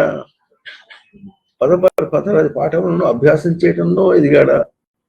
9వ తరగతి పాఠాలకి 10వ తరగతి బయటదే, వాక్యం దాంతో ప్రయోగమే, దాని లోపల ప్రయోగం కాదు, బయట చదువులే. 9వ తరగతి పాఠాలకి 10వ తరగతి పాఠాలకి ఎట్లా ఉంటుంది? దీనికంటే కొంచెం క్లిష్టంగా ఉంటుంది. దాన్ని గ్రహించి తనకు తన ధారణగా చేసుకున్నాడు. అంతేనా? దాన్నే అదే రాశాడన్నట్టుగా మనకు అనిపిస్తుంది. ఇది ఎట్లా ఉంటుంది? ఇది పరిభాష. పరీక్షలో ఏం రాశాడు? పుస్తకంలో ఉన్నది రాశాడా? పుస్తకంలో ఉన్నది చదివి రాశాడా? చెప్పండి. చదివి రాశాడు. ఈ చదువుట అనే అంశం ఎక్కడుంది? ఇంకా అదే రాసి ఉంటే సరిపోయిందిగా. మొదలు చదువు, తనకింద రావాల్సి వచ్చినప్పుడు వాడెవడో చెప్పాట, పాస్కల్ సూత్రం వర్ణింపమంటే ఎందుకులే సార్, పాస్కల్ గారు రాశారు కదా. ఇప్పుడు ఎంతమంది చెప్పారు? మా మా బడిలో మాస్టరే ప్రతి సంవత్సరం అందరూ చెప్తూనే ఉన్నారు, మీరు ఇట్లాగే అడుగుతూనే ఉన్నారు, సంవత్సరంలో మరి ఎంతమంది విద్యార్థులు అంతమంది రాశారు, నేను ఒక్కడిని చెప్పబోతే ఇప్పుడైంది అని వాడు రాసేశాడు అక్కడ. ఇది కాదుగా వాడు చేసింది. అంటే దాన్ని వీడట అర్థం చేసుకున్నాడు అని. అంటే ఇప్పుడు పాస్కల్ సూత్రం అర్థం చేసుకున్నాడా, లేకపోతే ఆ పాస్కల్ సూత్రం అర్థం చేసుకోవడంలో తనను ఎట్లా ప్రయోగం చేసుకున్నాడు, తన ప్రయోగాన్ని అర్థం చేసుకున్నాడా? అర్థమవుతుందా లేదా? అర్థమవుతుందా లేదా? కొత్తగా పెళ్లి చేసుకుని వచ్చిన కోడలు ఏం చేస్తుంది? కొత్త కోడలుగా ఇది ఇప్పుడు పాత కోడలు అయింది. పాత కోడలు అయిపోయిన తర్వాత ఏంది? కోడలికి అత్త అయింది. ఇప్పుడు అది మనం ఇట్లా పరిభాష. ఈ పరిభాషలో ఆమెలో ఏం మార్పు వచ్చింది? తన గుర్తింపులో మార్పు వచ్చింది. తన గుర్తింపులో దేని గురించి మార్పు వచ్చింది? అత్తగా కోడలుగా గుర్తింపు మార్పు వచ్చిందా? అత్తగా కొడుకు మార్పు వచ్చిందా? మనవాళ్ళని కొడుకుల్ని ఎత్తిన రూపంగా వచ్చిందా? మనవాళ్ళని ఎత్తిన రూపంగా వచ్చిందా? అంటే ఇవన్నీ మళ్ళీ పరిభాషలే. అక్కడ ఏం వ్యక్తమవుతుంది? ఏం వ్యక్తమవుతుంది? తన గురించి. అది ఎట్లా వస్తుంది? బహుధా. అది వెళ్ళిపోతుంది. అయితే మనం గుర్తించవలసింది ఏమిటంటే, ఇంత రాద్ధాంతం ఎన్ని శాస్త్రాలు చెప్పింది విశేషం ఏమిటంటే, అది తీసుకుపోతున్నా, అది గుర్తించితే అది తీసుకుపోతున్నా అని ఉంటుంది. లేకపోతే మన జీవితం ఎట్లా ఉంటుందంటే, ప్రయోగ భాష మాట్లాడుతున్నాం, తన భాష మాట్లాడకుండా ప్రయోగ భాష మాట్లాడుతున్నాం. ఇప్పుడు దేహం విడిచిపెట్టిపోయిన తర్వాత ప్రయోగానికి తనకు అవకాశం లేదు. తన గుర్తింపు ఎట్లా? దేహం లేదు కదా, దేహం లేదు. ఇప్పుడు ఉన్నటువంటి ఏమి చుట్టుముట్టు పరిసరాలు ఏమున్నాయో అవన్నీ ఏమి లేవు. అవన్నీ లేనందువల్ల దేహం విడిచిపెట్టిపోయిన తర్వాత వాడు ఎవడున్నాడు? అభౌతిక స్వరూపం కూడా ఉన్నాడు. వాడు ఇక్కడ ఎట్లా చేశాడు? ఈ దేహాలతో, విషయాలతో, నామరూపాలతోనే పరిభాషగా మాట్లాడుకుంటూ తను గుర్తించుకోవడానికి ప్రయత్నం చేశాడు. అవి అక్కడ లేవు. తను ఎట్లా గుర్తించుకోవాలి? తను దొరకలే. ఇది నరకం. నరకం అంటే నరస్య భావ. తను తాను పొందాలి, అన్ని తను పొందాలనుకున్నాడు. అన్ని తను పొందాలని దేహంలో ప్రవర్తించినప్పుడు ఏం చేశాడు? నామరూపాలతో అన్ని పొందాలని ప్రయత్నం చేశాడు. అవన్నీ పోయినాయి. తనను పొందాడు. ఎట్లా పొందాడు? తెలియకుండా, గుర్తించకుండా. ఇప్పుడు దేహం విడిచిపెట్టిపోయిన తర్వాత అవి లేవు, తను గుర్తింపు లేదు. తను ఏమవుతాడు? నరకం అంటే అన్ని తాను పొందుట అనేటటువంటి భావమునందు తాను ఖిన్నుడైనాడు, దుఃఖాల పాలైనాడు. అందుకని పోయేటప్పుడు ఏం తీసుకుపోతావు? దానికి ప్రయత్నం చేయమన్నాడు. సరే చేద్దాం అనుకుంటే కానీ అది ఎప్పుడు చేయమంటావు అంటాడు. అది ఎప్పుడు చేసేది? అది ఎప్పుడు అని అర్థం కాదు. ఎప్పుడు అది ఉత్తరం. ఎందుకున్నావు? కూర్చున్నప్పుడు ఏం చేసావు? చైతన్యాన్ని గుర్తించుకుంటున్నాన్ని కూర్చున్నప్పుడు ఇది అక్కడ సమస్య రావాలి. నేను ఇప్పుడు కూర్చున్నానా, చైతన్యము దర్శనం చేస్తున్నానా? అర్థమవుతుంది. మనకు సృష్టి ఇచ్చినటువంటి మీమాంస అది. ఆ మీమాంసను మనం గుర్తించి నేను చైతన్యమే దర్శనం చేస్తున్నా, కూర్చున్న వాడిని కాదు. శ్లోకం చెప్పండి. నైవ కించిత్ కరోమీతి యుక్తో మన్యేత తత్వవిత్ పశ్యన్ శృణ్వన్ స్పృశన్ జిఘ్రన్ అశ్నన్ గచ్చన్ స్వపన్ శ్వసన్ ప్రదపన్ విసృజన్ గృహ్ణన్ ఉన్మిషన్ నిమిషన్నపి ఇంద్రియాణి ఇంద్రియార్థేషు వర్తంత ఇది ధారయన్. ఇంద్రియాణి ఇంద్రియార్థేషు వర్తంతే ఇది ధారయన్. ఇంద్రియముల విషయంలో పోతున్నాయి కానీ నా పని, నా విషయం ఏం కాదన్నాడు. అదైందా? అది చేసుకుంటుంటే ఎట్లా ఉంటుంది? బస్ స్టాండ్ దగ్గర నిలబడ్డాడు. ఆ బస్సు ఎక్కడికి పోతుంది? మరి భీమవరం నుంచి ఏదో గణపవరం పోతుంది అనుకున్నాం. కాబట్టి మనం ఏం చేస్తాం? భీమవరం నుంచి గణపవరం పోతుంటే మనం గణపవరం పోవాలంటే ఆ బస్సులు ఎక్కుతాం, లేకపోతే బస్సులు పోనిస్తాం. అర్థమైందా? లేకపోతే మనకి బస్సుకు మనం ఎక్కడికి పోవాలో ఆ బస్సు వస్తే మనం అడిగి దానిలో ఎక్కుతాం. అంటే దాంట్లో ఎంతవరకు సంబంధం? మన సంబంధమా, దాని సంబంధమా? అక్కడ ఇచ్చినటువంటి అవకాశాన్ని తను వాడుకుంటున్నాడు. వాడుకున్నంతసేపు వాడుకుందని వదిలేశాడు. అర్థమవుతుందా? ఇది ఆధ్యాత్మిక యుక్తియా, విషయాత్మక యుక్తియా? తనకు కావాల్సింది వాడుకున్నాడు, తనకు కావాల్సినట్టుగా వాడుకున్నాడు, కానీ అది ఉన్నట్టుగా వాడుకోలేదు. అది మరి ప్రభుత్వం వాళ్ళు ఇటువంటి అన్ని చేశారనుకో, అది ఎట్లా చేశారు? సృష్టి కూడా అట్లే చేసింది, దేహం కూడా అట్లే అందిస్తుంది నీకు. కూర్చోవడం అనేది ఎందుకు ఇచ్చింది? కూర్చున్నప్పుడు తన స్మృతిని దర్శనం చేయటం, అది కూడా విశేషం చెప్తాను చూడండి. కూర్చున్నప్పుడు తన స్మృతిని దర్శనం చేయడం, తన చైతన్యాన్ని దర్శనం చేయడం, నిలబడినప్పుడు తన చైతన్యాన్ని దర్శనం చేయటం, ఇది దేహం నుండే ప్రయోగమే. అది దేహం నుండి ప్రయోగం, ఇది దేహం నుండి ప్రయోగమే. కానీ అక్కడ చేసినప్పుడు ఎట్లా ఉన్నాడు, ఇక్కడ చేసినప్పుడు ఎట్లున్నాడు, మనకు తన ప్రయోగం ఎట్లా ఉంటుంది? కూర్చున్నప్పుడు మనకి ఎట్లా ఉంటుంది? కుదురుగా. ఒక పాట రాసుకున్నాను, దాని మీద మీకు వీడియో వస్తుంది, తర్వాత చూసాను. కుదురుగా ఉన్నట్టుగా ఉన్నాడు, అంతేనా? నిలబడితే కుదురు తక్కువ. అదో ఏమంటాం? నిలబడే ఉన్నారు, కూర్చోండి అంటాడు.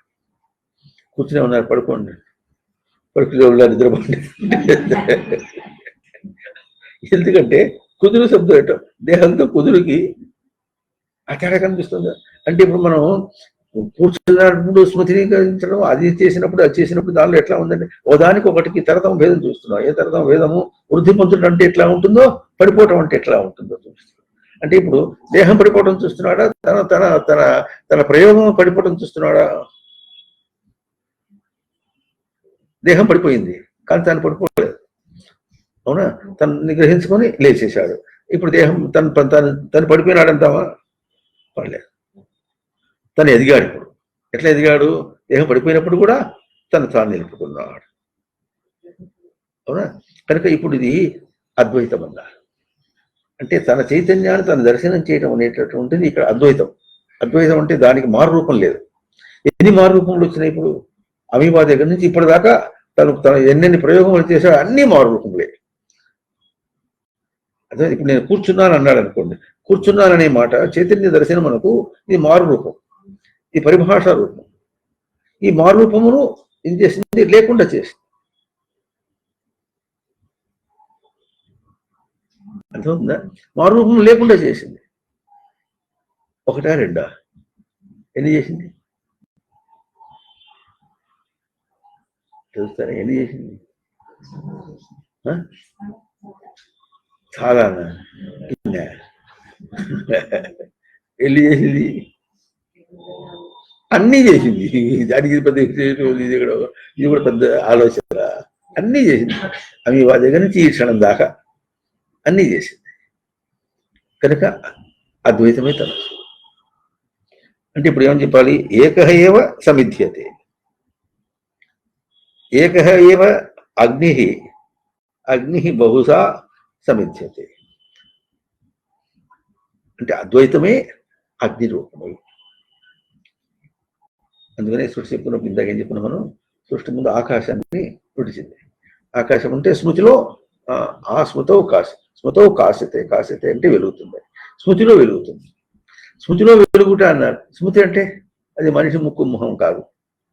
స్మృతిలో వెలుగుట అనేటంటే అది కూడా ముక్కు మొహంతో మనిషి ఏం కాదు, నామరూపములు ఏం కాదు అది, అవునా? కనుక ఇప్పుడు ఆకాశం అంటే ఆకాశం అనేటటువంటిది సృష్టి తన స్వరూపాన్ని చూపించింది, దాన్ని బయట చూపించింది. ఎట్లా చూపించింది? స్మృతిలో వెలుగుట. అయితే మనం ఏమనుకుంటామంటే స్మృతి అనేటటువంటిది మనిషికే ఉంటుంది అనుకుంటాం, కాదు, రాయి కూడా ఉంటుంది. అందుకని మన వాళ్ళు ఏమంటారు? చరాచర ప్రాణులన్నిటికీ కూడా సచ్చిదానందముడు స్మృతి ఉందని చెప్పడం అర్థం.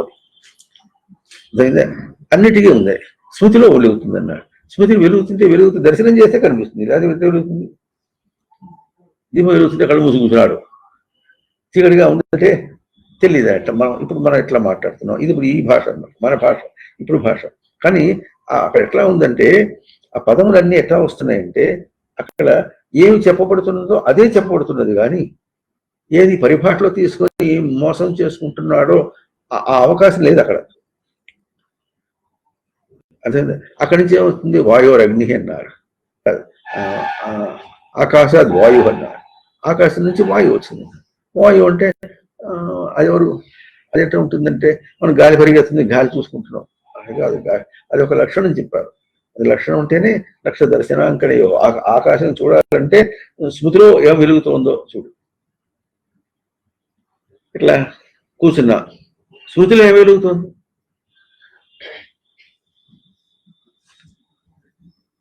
ఏం వెలుగుతోందంటే ఏం తెలుస్తోంది? స్మృతిలో ఏం తెలుస్తోంది? కూర్చున్నా తెలుస్తోందంటే అబద్ధం. స్మృతిలో ఏం తెలుస్తుంది? స్మృతియే తెలుస్తుంది, తన చైతన్యమే తెలుస్తుంది. అవునా? అట్లా కాకుండా ఎప్పుడైతే కూర్చున్నా అన్నాడో ఇది వాయువు అన్నాడు. అంటే వికల్పేన అయతే, వికల్పంగా ప్రవర్తించడం, వికల్పంగా ప్రవర్తించడం అన్నమాట. వికల్పంగా ఏం ప్రవర్తించాడు ఇప్పుడు? ఇందాకేం చెప్పున్నాం, తన స్మృతి యొక్క చైతన్యమును దర్శనం చేయటం అనేటువంటి దానికి మరి కర్తృత్వం లేదు, భోక్తృత్వం లేదు, కారణం లేదు, కార్యం లేదు, పదరూపం లేదు, ఏమి లేనటువంటిది. అది కార్యం అంటానికి కార్యము కాదు, ఉనికి స్వరూపమే. కానీ మనకి ఎట్లా ఉంది? అది ఒక కార్యరూపంగా ఉంది. ఎందుకు కార్యరూపంగా ఉంది? ఒక చేష్టతో పోల్చుకున్నాం గనక, కూర్చుండడం అనే చేష్టతో పోల్చుకున్నాం గనక ఆ అంశమును చెప్పి ఆ అంశము లేకుండా అని చెప్తున్నాం. అర్థమవుతుంది కనుక ఇప్పుడు అద్వైతం ఎట్లా అయింది? ఇప్పుడు కూర్చున్నావా, కూర్చోడం గురించి మాట్లాడకుండా అద్వైతం చేసింది, అద్వైత స్వరూపుడుగా రుజువు చేసింది. అంటే ఈ కూర్చోడం అనేది మారు రూపంగా రాకుండా ఎంత తపస్సు చూడండి. ఆ చైతన్యాన్ని ఏం చేసామను బయటికి ఇచ్చి, బయట ఒక దేవుడిగా చెప్పి, ఆ దేవుడికి కొండంత దేవుడు మనం ఇస్తామని శనివారి నాడు కొబ్బరికాయ కొట్టి ఒక చిప్ప తెచ్చుకొని ఇంటికి ఆ చిప్పతో పాటుగా ఏం చేస్తాడు? ఇన్ని బీన్స్ కొనుక్కొస్తాడు. బీన్స్ కొనుక్కొచ్చి బీన్స్ కూరలోకి ఈ కొబ్బరి వేస్తే అటు ప్రసాదం తిన్నట్టుగా ఉంటుంది, కొబ్బరికి కూర కూడా పనికొస్తుంది అని పాపం చాలా ఎకానమీ. అల్లి ఆలు తెస్తాడు. తెస్తే ఆవిడేం చేసింది? మా భక్తురాలు ఆమె, అందుకని తీసింది, ప్రసాదం కొట్టుకొని ప్రసాదం తినేసింది. మళ్ళా ఎట్లా కళ్ళగద్దు కూడా జాత కాదు, తినేసింది. మన్నాడు అది కొబ్బరి వేయకుండా కూర పెట్టింది. ఆయన కొబ్బరి తినేసింది, ఇది తెలియదు. మరి ఏమి కొబ్బరి వేయలేదేమంటే ఇంకా త్వరం లేదా అంటే, కొబ్బరి నేను తినేసా ప్రసాదం, నువ్వు ప్రసాదం నాకు కూడా ఇంత ముక్క పెట్టేస్తే ప్రసాదం అంటే నువ్వు లేవుగా, నేను తినేసా. ఎట్లా ఉంది ఇప్పుడు మనకు? ఇంతగా సేవ చేస్తున్నటువంటి అద్వైత స్వరూపంగా, మాటికి నేను అద్వైత స్వరూపంగా నిలిపినటువంటి ఆ భగవాన్ స్వరూపం, సామర్థ్యం. భగవాన్ అంటే సమర్థత. ఎంత సమర్థత! ఎంత చంచలంగా ప్రవర్తించాడు మనిషి. అంత చంచలతో ఒక మనిషి ఎన్ని ప్రాణులు గ్రహించినవి అన్ని గ్రహించినప్పుడు కూడా అందరిలో ఒకే రూపంలో ఉండి తాను చెల్లించకుండా నిన్న అద్వైత స్వరూపంగా లేకపోసినటువంటి స్వరూపాన్ని మనం ఏమి ఇచ్చాం? ఆ కొబ్బరికాయ పుట్టి బుద్ధిలో సరిగ్గా ఉండదు. నువ్వు చిన్న పని చేయి, సరైన బుద్ధితో చేయి. మన దోషం ఎక్కడ తెలుస్తుంది? మన చేష్టలో తెలుస్తుంది. మనం ఏం చేస్తాం? అరణ్యాలు పోయి తపస్సు చేస్తానంటాడు. ఇక్కడ దర్శనం చేయడం చేతకాల. అర్థమవుతుందా? బాగా గుర్తించవలసిన విషయం. అరణ్యాలకు పోయి తపస్సు చేసినా సరే, హిరణ్యకశిపుడు ఏం చేశాడు? ఒంటి కాలు మీద నిలబడి మొత్తం అట్లా అస్థిపంజరం అయ్యేదాకా తపస్సు చేశాడు. ముందు తపస్సు చేశాడు సాగకుండా ఉండాలని, వరం కోరుదామని తపస్సు. అంత తపస్సు చేస్తావు నువ్వు? చేయలేవు. పోనీ పీడాబడి చేయలేవచ్చు, సరే ఈ తపస్సు ఏం చేస్తున్నావు? ఇప్పుడు ఏం చేస్తున్నావు? ఈ మాట మళ్ళీ ఆదివారంలో ఆ శ్లోకంలో బాగా అర్థం చెప్తున్నాం. ఏం చేస్తున్నావు? కర్తృత్వం భక్తృత్వం ఏమీ లేకుండా తన స్వరూపాన్ని ఉంటున్నటువంటి తేజస్సు భగవాన్ స్వరూపం నీలో నిలిపినటువంటి స్వామికి ఎప్పుడో కొబ్బరికాయ ఇచ్చి నువ్వు భక్తుడు చెప్పుకోవాలంటే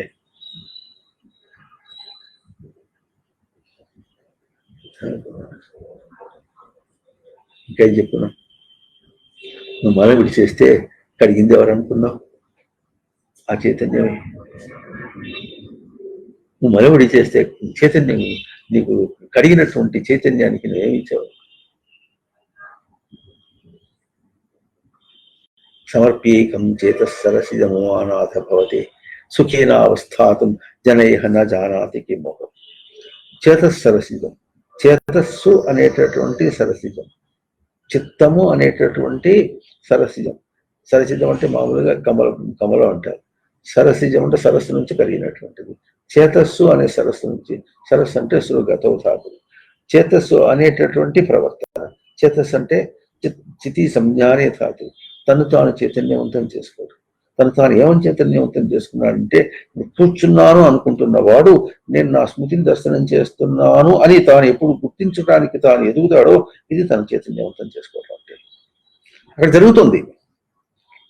జరుగుతున్నదా అని అందుకోవటానికి ఎప్పుడు తను తానే చైతన్యవంతం చేసుకోవడం. ఉండేటప్పుడు ఆ చైతన్యవంతం వస్తుంది ఎంతవరకు వస్తుందంటే అక్కడ తన ఉనికిని దర్శింపచేస్తుంది. నేను ఉన్నా, పడిపోలే. ఒకవేళ కళ్ళు తిరిగి పడిపోయినాడు అనుకోండి, ఈ కళ్ళు తిరిగి పడిపోయినాడు మన మామూలు భాష. అది దేహంలో ఏదో రుగ్మత వచ్చింది, పడిపోయినాడు. అప్పుడు ఏమవుతుంది? దేహంలో రుగ్మత పడిపోయింది, దేహం పడిపోయింది, నేను పడిపోలే.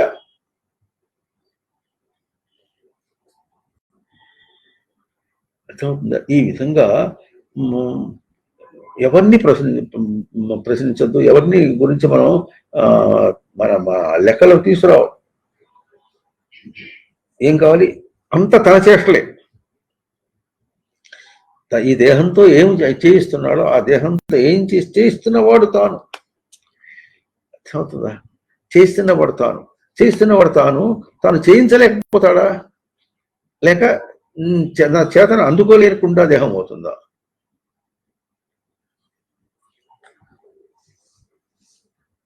ఉంటున్నారా? ఎలా తాను చేయించలేకపోతున్నాడా? లేక తను చేయిస్తుంటే తన చైతన్యాన్ని దేహం అందుకోలేకుండా పోతుందా? అంటే రెండూ జరుగుతున్నాయి.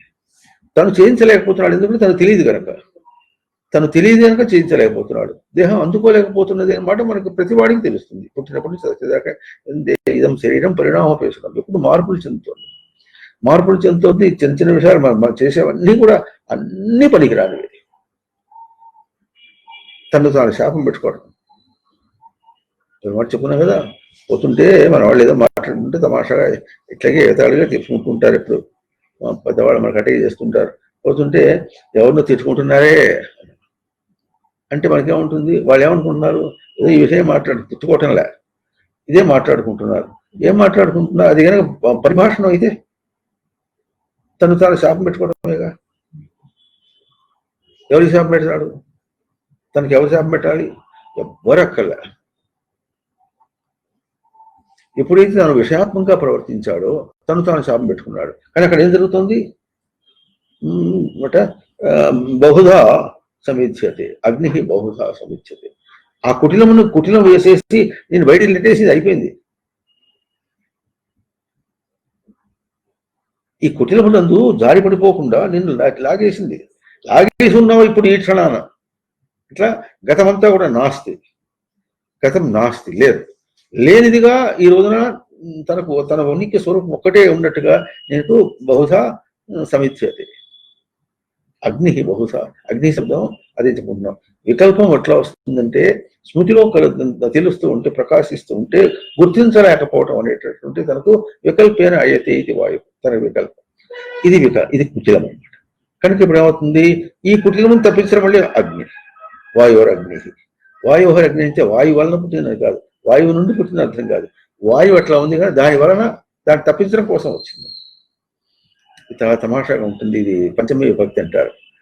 పంచమి విభక్తి అంటే వలన కంటే కాదు, విభక్తి ప్రత్యాలు వలన కంటే బట్టి పంచమి విభక్తి. అవునా? దాని వలన పుట్టింది వేరు, దానికంటే పుట్టింది దానికంటే ఇది, దానికంటే గొప్పదా, దాని వలన ఇది దాని నుంచి పడిపోయింది అందామా. అట్లా ఈ పదము చాలా తమాషాగా వస్తుంది మనకు. 12వ అధ్యాయంలో 12వ శ్లోకం వస్తుంది. అట్లా శ్రేయో హి జ్ఞానం అభ్యాసాత్ జ్ఞానాత్ ధ్యానం విశిష్యతే ధ్యానాత్ కర్మ ఫల త్యాగాత్ శాంతిరనంతరం.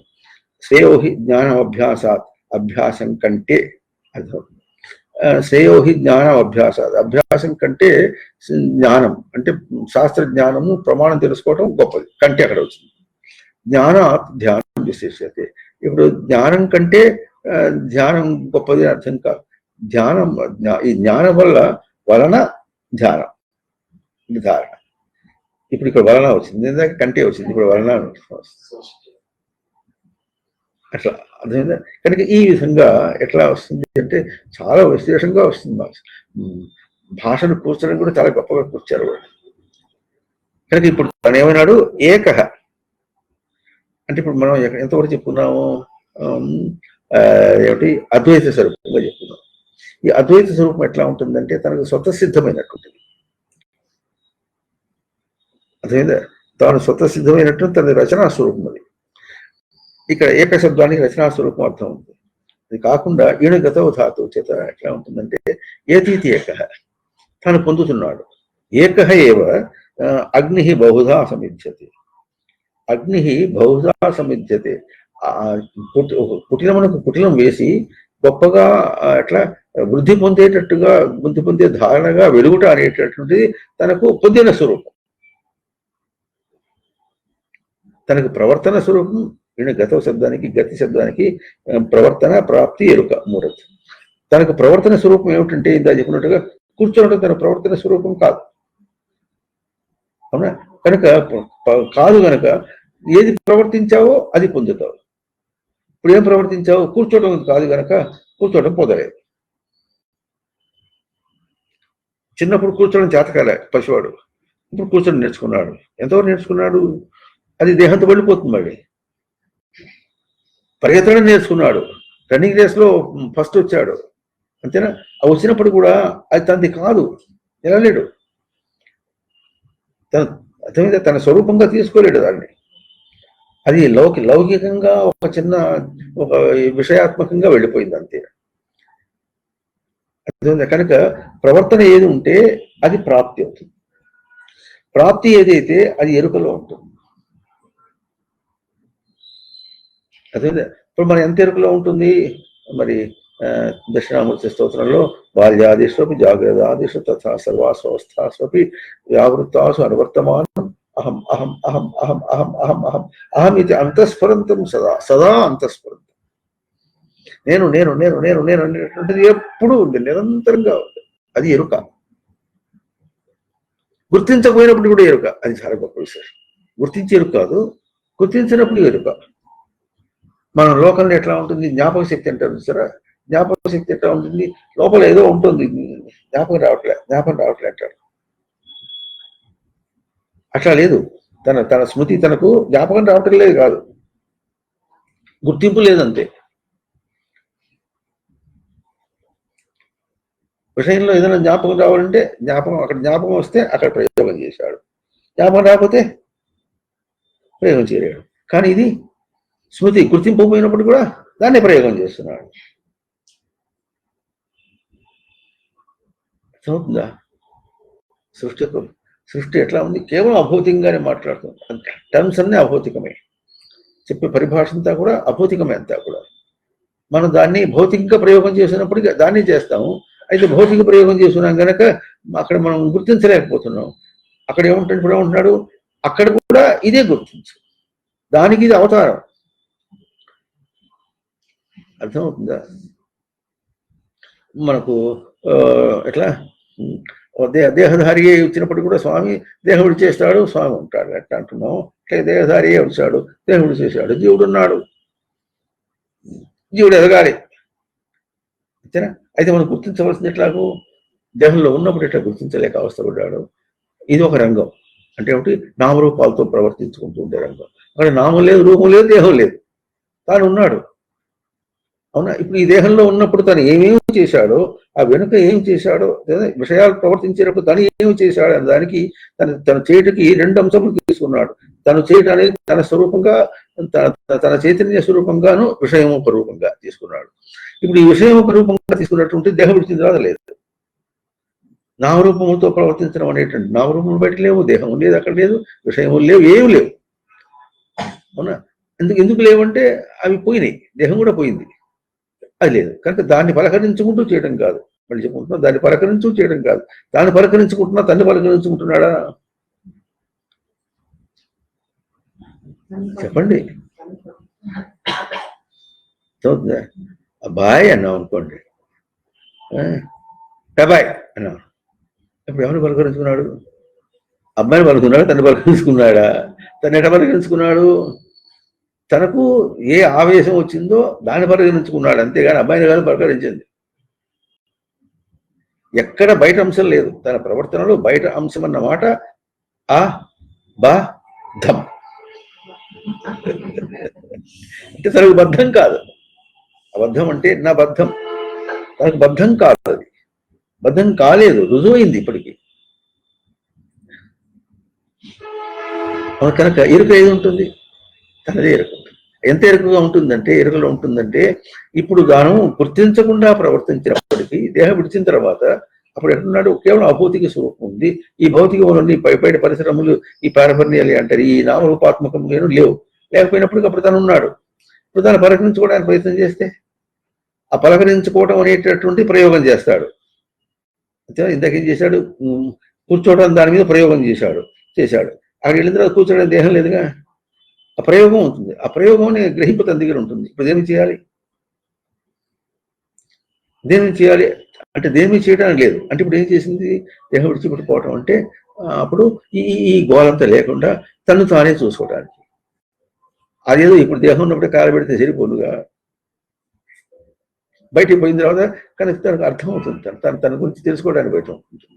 అందుకని ఈ దేహంలో ఉన్నప్పుడే మనం కొంచెం ఎటువంటి అభ్యాసం చేస్తాం. దేహంలో ఉన్నప్పుడే దేహం కంటే వేరుగా, దైహిక జీవితానికి వేరుగా తను అర్థం చేసుకుని బతికిన వాడు ఆ వేరుగా బతికినటువంటి తపస్సును తీసుకుని వెళ్తాడు. వెళ్ళేటప్పుడు అప్పుడు వాడికి ఇది దేహం లేకుండా ఉన్నప్పుడు ఇట్లా ఉంటుందా అని అది తన ప్రయోగానికి కొంచెం అందేటట్టుగా ఉండాలి. అర్థమైందా? ఇక్కడ ఎంతవరకు గుర్తించుకుంటాడో అది తనకు దేహం విడిచిన తర్వాత తన ప్రయోగానికి అందేటట్టుగా ఉండాలి. లేకపోతే దేహం విడిచి ప్రవర్తిస్తున్నాడు, దేహంలో ఉన్నప్పుడు దేహం విడిచి ప్రవర్తిస్తున్నాడు, దేహంతో ప్రవర్తిస్తున్నాడు అని సూటిగా ప్రయత్నం చేస్తే దేహంతో ప్రవర్తించట్లేదు, దేహాన్ని వాడుకుంటున్నాడు, దేహాన్ని విడిచి ప్రవర్తిస్తున్నాడు. అందుకనే వాసిష్ఠ రామాయణంలో యది దేహం పృథకృత్య చితి విశ్రామ్య తిష్టసి అధునేవ సుఖీ శాంత బంధముక్తో భవిష్యసి. దేహమును పృథకృత్య వేరుగా చేసి చితి విశ్రామ్య తిష్టసి. చితి అంటే కాష్టం, చితి కాదు, చైతన్యమును తను తాను చైతన్యవంతం చేసుకోవటం. అదే చెప్పుకుంటున్నాం. దేహం పృథకృత్య కూర్చున్నాడు, దేహంను వదిలేసి దేహం వేరుగా చేసి కూర్చున్నది భంగిమ. నేనెవరు? నా స్మృతిని నిలుపుకుంటున్నాను.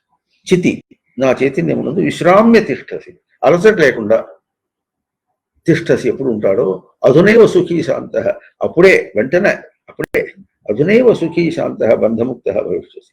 అప్పుడే సుఖీ అవుతాడు, శాంతుడు అవుతాడు, బంధముక్తుడు అవుతాడు. ఇది అభ్యాసం చేయాలి. దేహంలో ఉన్నప్పుడు ఏం చేయాలి? దేహం విడిచిపెట్టడం అనేది అభ్యాసం చేయాలి. దేహం నేనన్నాడు కాదు. అర్థమవుతుందా? అర్థం చేసుకోండి. దేహంలో ప్రవర్తిస్తూ ఇంకా విదేహ కైవల్యానికి ప్రయత్నం చేస్తాడు. మోక్షం అంటే దేహంతో సంబంధం లేకుండా. అది ఎట వస్తుంది? దేహంలో ఉన్నప్పుడే అభ్యాసం చేయగా దానికి వస్తాడు. అంటే దేహంలో ఎందుకు ఉంటున్నాడు? దేహంతో ఉండద్దు, ఇది నాకు వద్దు, నా ప్రయోగం కోసం తెచ్చుకున్నా. అర్థం అవుతుందా లేదా? 9వ తరగతి పాఠం అయిపోయింది. ఆ పుస్తకాలు ఏం చేస్తాడు? పాఠం పుస్తకం పరీక్షలు కాగానే ఏం చేస్తాడు? ముందు పుస్తకాలు ఇచ్చేస్తాడు, ఎవరికో ఇచ్చేస్తాడు. ఇప్పుడు ఫెయిల్ అయినాడు, మళ్ళీ పుస్తకాలు గవర్నమెంట్ అట్లా కాకుండా ఇప్పుడు అయిపోయింది. అయిపోతే ఇప్పుడు పుస్తకాలు పెట్టుకుంటాడా?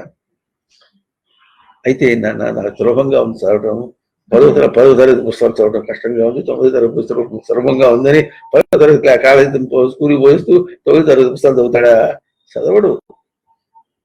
ఇవన్నీ యుక్తి, ఇవంతా సృష్టి యుక్తే. సృష్టి యుక్తి తాను సృష్టి స్వరూపం. అందుకనే రామాయణంలో వేదవతి అంటే సీతకి పూర్వం ఏముంటుందంటే, నీ ఇంట్లో పుట్టి నీ వంశాన్ని నాశనం చేస్తా అంటే జన్మ ఇది జన్మరాహిత్యం సాధన చేస్తాడు. దానికోసం మనం వచ్చాం. ఇది తనకేం కావాలి? ప్రవర్తన, ప్రాప్తి, ఎరుక. ఇది మాట పుచ్చుకుంది కాదు. ప్రవర్తనాత్మకంగా ఉండాలి, ప్రాప్తి రూపంగా ఉండి ఎరుకలో ఉండాలి. ఆ ఎరుక ఉన్నవాడు ఎట్లా ఉంటుంది, తెలిసినవాడు తెలిసినట్టు ప్రవర్తిస్తాడు, తెలియనివాడు తెలియనట్టు ప్రవర్తిస్తాడని లోకంలో మనం ఎట్లా మాట్లాడతామో అట్లాగే లోకంలో ఆ దృష్టి అంటే ఏమిటి, నేను దీనికంటే వేరు, నేను చైతన్య స్వరూపంగా ఎదుగుతున్నటువంటిగా వెలుగుతున్నా నేను అని గుర్తించినటువంటి వాడికి విషయ ప్రవర్తన విషయంలో తను ప్రవర్తిస్తుంటే అది ఎట్లా ఉంటుందంటే చేయగా చూడగా నేను దాన్నే వెలుగుతున్నా అంటే దానికంటే విలక్షణంగా నేనున్నా, విలక్షణంగా విన్నా అని తన స్వరూపాన్ని అభ్యాసం చేయడం ఎదుగుతాడు, ఎదిగి వెలుగుతూ ఉంటాడు, దానికి వాడుకుంటాడు దాన్ని బయట. ఇదివరకు అదే సత్యం, దానిలో భ్రాంతిని పట్టడానికి చేసుకున్నవాడు ఎక్కడ భ్రాంతిని పట్టాడు అక్కడ తీయాలి. అందుకనే తాడు మీద పాము లేదా గుర్తించాలి, కానీ పాము ఎక్కడ లోకంలో ఎక్కడ పాము లేకుండా చేసేసాడు, నీకు దిగులు లేదు కాబట్టి ఇప్పుడు భయం పోదు. ఏ తాడు మీద పాము చూశాడో అట్లాగే ఏ ఏ ఏ చేష్టలో నీవు తప్పు దర్శనం చేసావో ఆ చేష్టలో చేయమన్నారు, ఏ విషయంలో అనుకున్నావో ఆ విషయంలో. ఇప్పుడు ఎన్ని ఇప్పటికి చాలా అయింది, ఇప్పుడు ఎన్ని ఎంత ఎదగాలి, ఆయా విషయాల్లో ఎన్నెన్ని పెంచుకున్నావు, ఎన్నెన్ని బహుళంగా పెంచుకున్నావు అనుకుంటున్నావో అన్ని విషయాల్లో దర్శనం చేయమన్నాడు. అయితే అన్ని విషయాలు దర్శనం అంటే ఏం చేయాలి, మళ్ళీ నేను కొత్తగా పోవాలా అన్నాడు. ఎట్లా ఉంటుందంటే ఆలోచించేయండి. ఆహార నిద్ర భయం మైథున అని సామాన్యమే తత్పశుభైనారాయణ. తను ఎన్ని ప్రవర్తించినప్పుడు కూడా ఆహార నిద్ర భయం మైథునం కోసం ప్రయత్నం చేస్తున్నాడు, అన్ని ప్రాణులు ప్రయత్నం చేస్తుంది. దానికే అనేకమైనటువంటి చేష్టలు కల్పించుకుని విషయములు కల్పించుకుని ప్రవర్తిస్తున్నవారు. అక్కడికి పోయినప్పటికీ మనకేం తెలుస్తుంది, ఇది నాకు పూర్వపు విషయమే, దేహంలో ప్రవర్తించే వ్యవహారిక అంతా పూర్వపు విషయమే, వెనక ఏం ప్రతి.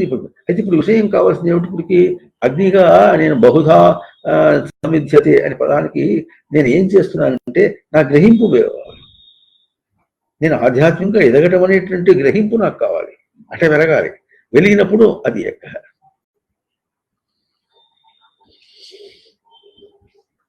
ఇప్పుడు ఏం చేస్తున్నారు, తర్వాత ఇంకా మొత్తం 4 చరణాలు 4 పాదములు. ఏకహ అనే పదం ఒకటి అంటే ప్రవర్తన ప్రాప్తి ఎరుక, అది ఎటువంటి అంశముల్లో చూపిస్తున్నారు అని. అయితే 4 చెప్పాడే, మీతో ఎందుకు చెప్పలేదు? అవునా, చెప్పబోతే మరి తప్ప అసంపూర్ణమా, అది కూడా ఎట్లా ఉంటుందో శ్లోకం మొత్తం చెప్పుకుంటే అప్పుడు మనకు అర్థం అవుతుంది. అవునా, తర్వాత ఏమంటున్నాడు, ఏకహ సూర్య సర్వమిదం విభాతి. ఇప్పుడు సూర్యుడు అంటే రవి అనకూడదు, మళ్ళా మనం గుర్తించాల్సిన విషయం, ఎందుకంటే మనం గౌరవించాలి. ఇది పనికిరాని భాషా పాండిత్యం ఉన్నటువంటి కవులు రాసింది కాదు ఇది. వాడు ఎవరు రాసిన వాళ్ళు అంతా ఎవరు, తపస్సంపన్నుడు వీళ్ళు రాసిన వాడు. ఆ పదం రాశాడు, సూర్య శబ్దం వేరు రవి శబ్దం వేరు. రవి శబ్దం అంటే రూ శబ్దే కాదు, పలుకుట పలికించుట పలకరించుట ఆ అర్థంతో వస్తుంది రవి శబ్దం. ఆ ప్రయోగంతో మనం ఎట్లా అర్థం చేసుకుంటామో ఆ ధాతువు ఆ ప్రయోగము ఆ తీరు వేరుగా. సూర్య శబ్దానికి సుప్రేరణే ధాతు, సుప్తం ప్రేరయతి సూర్య, ప్రేరయతి ప్రేరేపణ చేస్తాడు. అక్కడ మామూలుగా సుప్తం ప్రేరయతి అనేది బయటది. పొద్దున ఎట్లా ఉంది, బాలుడు పొద్దున సూర్యుడు వచ్చేసాడు, నిద్ర పోవటానికి నిద్ర లేవాలి వీడికి, ఆ నిద్ర లేని లేపుతుంది పొద్దున. ఎందుకు ఎట్లా లేపుతుంది, వేడి వచ్చేస్తుంది, లేస్తాడు వాడు. ముందుగా కాసుకు వస్తేనే లేస్తాడు, తర్వాత లేస్తాడు, అట్టే పడుకోలేడు. అట్లాగూ అయితే సుప్తం అంటే నిద్రపోయేవాడిని లేపుతుంది, ప్రేరయతి లేపుతుందని.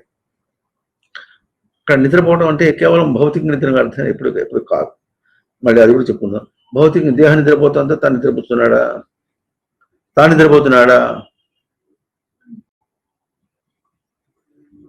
నిద్ర అంటే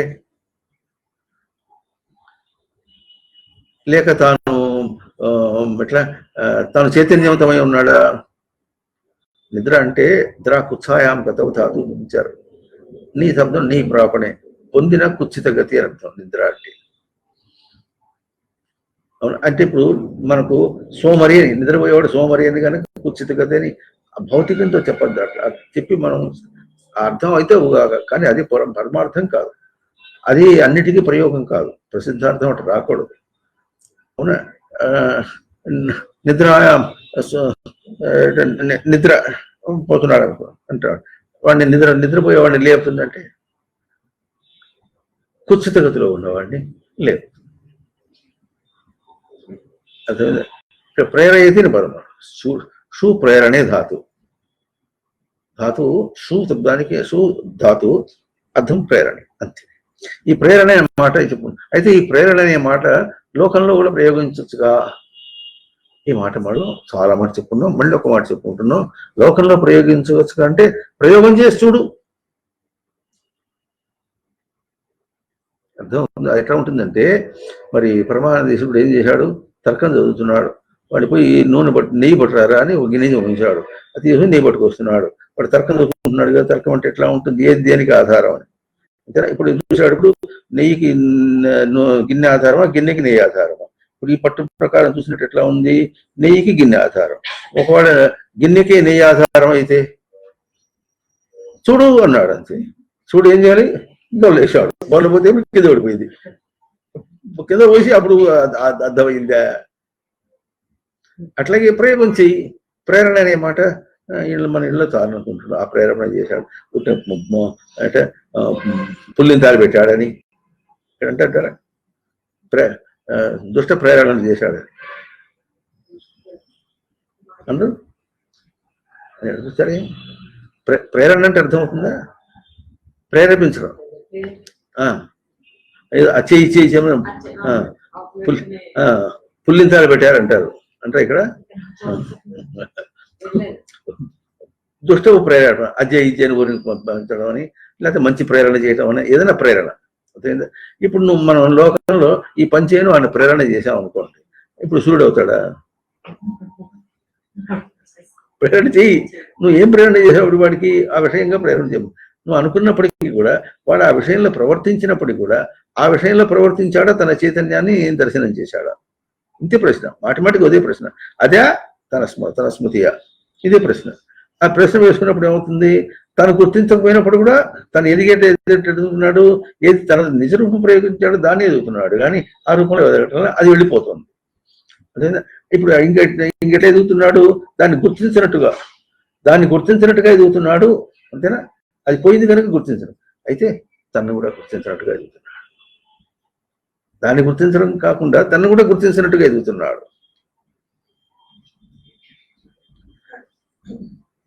ఇది తప్పు ఎవరిది? ఇప్పుడు సృష్టి బాధ్యత లేదు. సృష్టి తన స్వరూపం తను చేసేసింది. అంటే ఆధ్యాత్మిక గ్రహింపు అన్నటువంటి అంశం అక్కడ అది ముక్కు మొహం కడిగినటువంటి నామరూపములతో ఉన్నటువంటి స్వరూపం కాదు. ఆధ్యాత్మిక గ్రహింపు అన్నటువంటి ఒక ధర్మం, ఒక ధారణ, ఒక లక్షణాన్ని నిలిపింది సృష్టి. సృష్టి యొక్క స్వరూపం అది నిలిపింది. ఇప్పుడు దాన్ని గ్రహించలేకపోవడం, నువ్వు గ్రహించబడుతుంటే నువ్వే అవస్థపడుతుంది. నువ్వెవరు? నువ్వు అది కాదంటుంది శాస్త్రం. నేను అది కాదంటే నేను అదేగా అంటాడు. అదే దాని ఎప్పుడు పోలేవు. అదే అంటే ఇప్పుడు జీవుడు ఎవరు? మిథ్యాస్వరూపంగా జీవుడు ఇట్లా ఎదిగి వచ్చినటువంటి వాడు. ఎదిగి వచ్చిన వాడిని చూసి జీవుడు అనాలా, మరి గుర్తించకుండా ఉన్నందువల్ల జీవుడు అనాలా? కార్యరూపంలో ఎదిగినవాడు. ఇప్పుడు ఏమన్నా ఏ కార్యరూపం అంటాకు మళ్ళీ కర్తృత్వ, భోక్తృత్వ, ఇంకా కారణ, కార్య, ఫల రూపములు ఏమి లేకుండా తన స్వరూపాన్ని నిలుపుకున్నటువంటి వాడు. ఎక్కడ ఏ భ్రాంతి లేదు, అసలు ఎదిగినాడు. ఆ ఎదిగిన స్వరూపమైనటువంటి వాడు తను గుర్తించలేకపోతే ఇప్పుడు, అందుకని నిమిత్త మాత్రం భవ సవ్య సాచిందని మనకు 11వ అధ్యాయంలో. నిమిత్త మాత్రం అంటే నువ్వు నిమిత్త మాత్రుడు కానీ వేస్తాడు అంటే ఏం చేయాలి? నిమిత్తం అంటే కారణం అర్థం చెప్తారు. ఈ మీద స్నేహాన్ని అంటారు. అంటే నువ్వు విషయంతో స్నేహం చేస్తున్నావు, ఎట్లా ఎదుగుతున్నావు దాంతో స్నేహం చేయమంటాడు. నిమిత్త మాత్రం భవ అంటే స్నేహం చేసిన వాడివే అంతే. నాకు అదే బాగుందను చాలు, నువ్వు ఎట్లా ఎదుగుతావు చూడవు. అర్థం చూడండి ఎంత బాగుందో. ఈ నిమిత్తం అంటే కారణం అని అర్థం. వాళ్ళు ప్రసిద్ధార్థం చెప్పుకుంటారు. ఈ మీద స్నేహాన్ని అంటే స్నేహం చేయి. నీకేం జరుగుతున్నదో నిజంగా నువ్వు ఏం నిలబెట్టుకుంటున్నావో దాంతో స్నేహం చేయి. అంతే, అంతే చాలు. నువ్వు ఏం చేయదు, ఇంకా ఏం పని నీకు, ఇంకా అట్లా సాధన కూడా అక్కర్లే.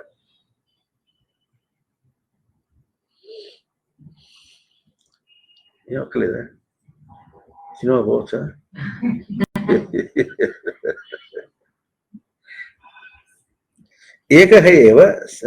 ఏకః సూర్య సర్వమిదం విభాతి. ఇదం సర్వం విభాతి. ఇదం అంటే ఇది అని అంటే ఏది?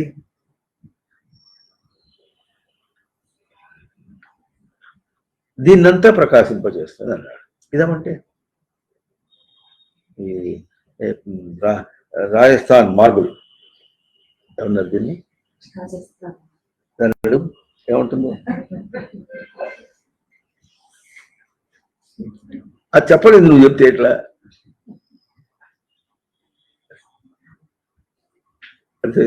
అదేం చెప్తుంది? టాప్ మీద కూర్చున్నా బాగుంది, కింద పెట్టండి సుర్రని గుంజుకుంటుంది తల్లి, అరికాళ్ళ మీద గుంజుకుంటుంది. వ్యావహారికంగా ఇట్లా కనిపిస్తుంది. ఇక ఏం చెప్పాలి దాన్ని? అవునా? కనుక ఇదమ్మ శబ్దం వేస్తున్నాడు. ఇందాక పుస్తకం అంతా తీసి చూపించాను, భగవద్గీతలు అడుగు చూపించుకున్నాము. ఇక్కడ కూడా పైన అంటే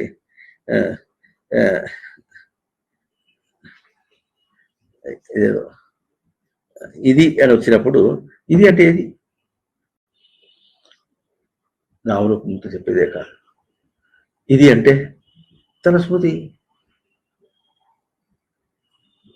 అట్లాగా అంటే అంత దాకా నేను అనుకోలేదే అంటే ఎప్పుడు అనుకుంటావు? ఎప్పుడు అనుకుంటావు? అది అనుకోమనేగా నేను చో చో చో చో అని వెంబడి పడుతుంది, కానీ మనం దాన్ని అందుకోవటం లేదు. ఇదం విభాతి. ఇందాకేమో సమిధ్యతే, ఇప్పుడు విభాతి. భాతి అంటే ప్రకాశిస్తుంది.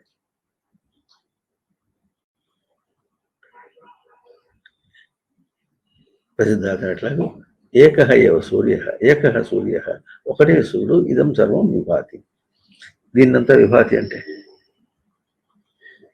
తమాషాగా ఉంటుంది. సూర్యుడికి 52 నిర్వచనాలు చెప్పుకుందాం. ఒకటేమో వివస్వాన్, తమాషాగా ఉంటుంది. వివస్వాన్ ఎట్లా ఉంటుంది? పగలు వచ్చేటప్పటికి సూర్యుడు ఎప్పుడంటే తన కిరణంతా కూడా వేసి మనం ఏమంటాం, వెన్నెల్లి చెప్తాం, పిండి ఆరిపోసినట్టు ఉంది అన్నట్టు అంటారా? పిండి ఆరిపోసినట్టు లేడు సూర్యుడు, నిప్పుకొండాలు ఆరబోసినట్టు అంటాం మనం అనుకుంటున్నాం. ఎట్లా ఉంది? తన వెలుగు చేత మొత్తం కప్పేశాడు. చేసి ఏం చేస్తాడు? ప్రేరణ చేస్తాడు. అందుకనే ఒక మంచి ట్రిక్ చెప్తుందో, ఇది ఒక్కోసారి చెప్పుకున్నదే ఒక ట్రిక్ చెప్పుకున్న తమాషా. ఇదం అంటే ఇప్పుడు పదం వచ్చింది. ఇదం అంటే దేన్ని చూసి ఇదని చెప్తున్నావు? నీకేం కనిపించింది అసలు? ఇప్పుడు దీపాలు వేసుకున్నా కానీ కనిపించింది, బయట ఏం కనిపిస్తుంది? అంతా చీకటే. అంటే అది మనకు దాని రూపం మనకు కనిపించట్లే. అయితే ఇప్పుడు మనం ఏం చేసాం? పొద్దున్న సూర్యుడు వచ్చేటప్పటికి సూర్యుడు వెలుగు దాన్ని పడింది. అర్థమవుతుందా? ఇప్పుడు సూర్యుడు చూపించినట్టు చూస్తున్నావా, అది ఉన్నట్టు చూస్తున్నావా? చూస్తున్నావా?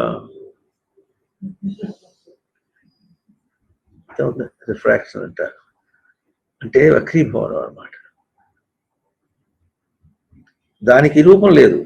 ఆ రూపం ఎట్లా చూస్తున్నాం? అది వ్యక్తం కాదు. అది జగత్తు దాని రూపంలో వ్యక్తం కావట్లేదు. మనం ఏం చేస్తున్నాం? ఒక దీపం వేసుకుని చూస్తున్నాం.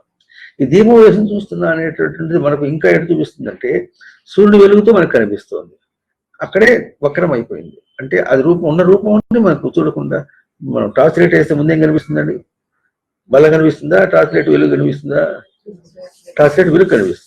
ఇప్పుడు మనం సూర్యరశ్మి వచ్చినప్పుడు సూర్యరశ్మి ముందు చూస్తున్నాం, బయట పదార్థముల ముందు చూస్తున్నాం. సూర్యరశ్మి ముందు చూస్తున్నాం. సూర్యరశ్మి మనకు అర్థం కావటం లేదు. పదార్థం అర్థమైంది అంటున్నాడు. అంత అగ్ని లక్షణం, అంత వక్రమే, కుటిలమే అంతా కూడా. అవునా?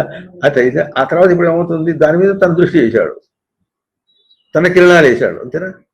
తన దృష్టి కిరణాలు వేశాడు. తన దృష్టి కిరణాలు వేస్తే ఇప్పుడు ఏమైంది? ఆ సూర్యకిరణాలని మీద తన కిరణాలు వేశాడు.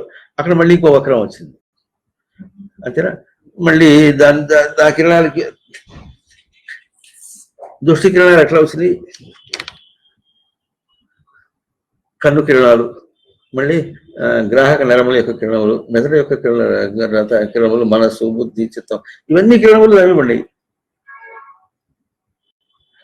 ఏం చూస్తున్నావు ఇప్పుడు నువ్వు? అక్కడ ఏం కనిపిస్తుంది? ఎందుకంటే అక్కడ అవతల ఏం కనిపిస్తుందో చూడాలంటే ముందు సూర్యుడి యొక్క కాంతి తెలియాలి. సూర్యుడు అంటే ఏమిటో, ఆ కాంతి అంటే ఏమిటి తెలియాలి. ఆ తర్వాత కన్ను అంటే ఏమిటి తెలియాలి, నరములు అంటే ఏమిటి తెలియాలి, మెదడు అంటే ఏమిటి తెలియాలి, అది తగ్గించే ఆత్మ తెలియాలి. అంతేనా? ఇది తెలిస్తే అప్పుడు అవతల తెలుస్తుంది. ఇది తెలిస్తే ఏమని తెలుస్తుంది? అది లేదని తెలుస్తుంది. లేదని తెలుసుకోవడం కోసం ఇన్ని జన్మలు అయితే ఇది ఏదోలా ఉంది ఉన్నది మోసుకుపోదాం అనుకుంటే ఏదో జన్మలు ఇస్తే బాగుంది. ఏమి లేదని తెలుసుకోవడానికి ఇల్లు జన్మల. ఇదమంటే ఏం చెప్పాలి ఇప్పుడు? అవునా? సూర్య ప్రేరయతి అంటే ఇదమ్మంటే అర్థమైందా? విషయాలు మళ్ళీ వారం చెప్పుకుందాం.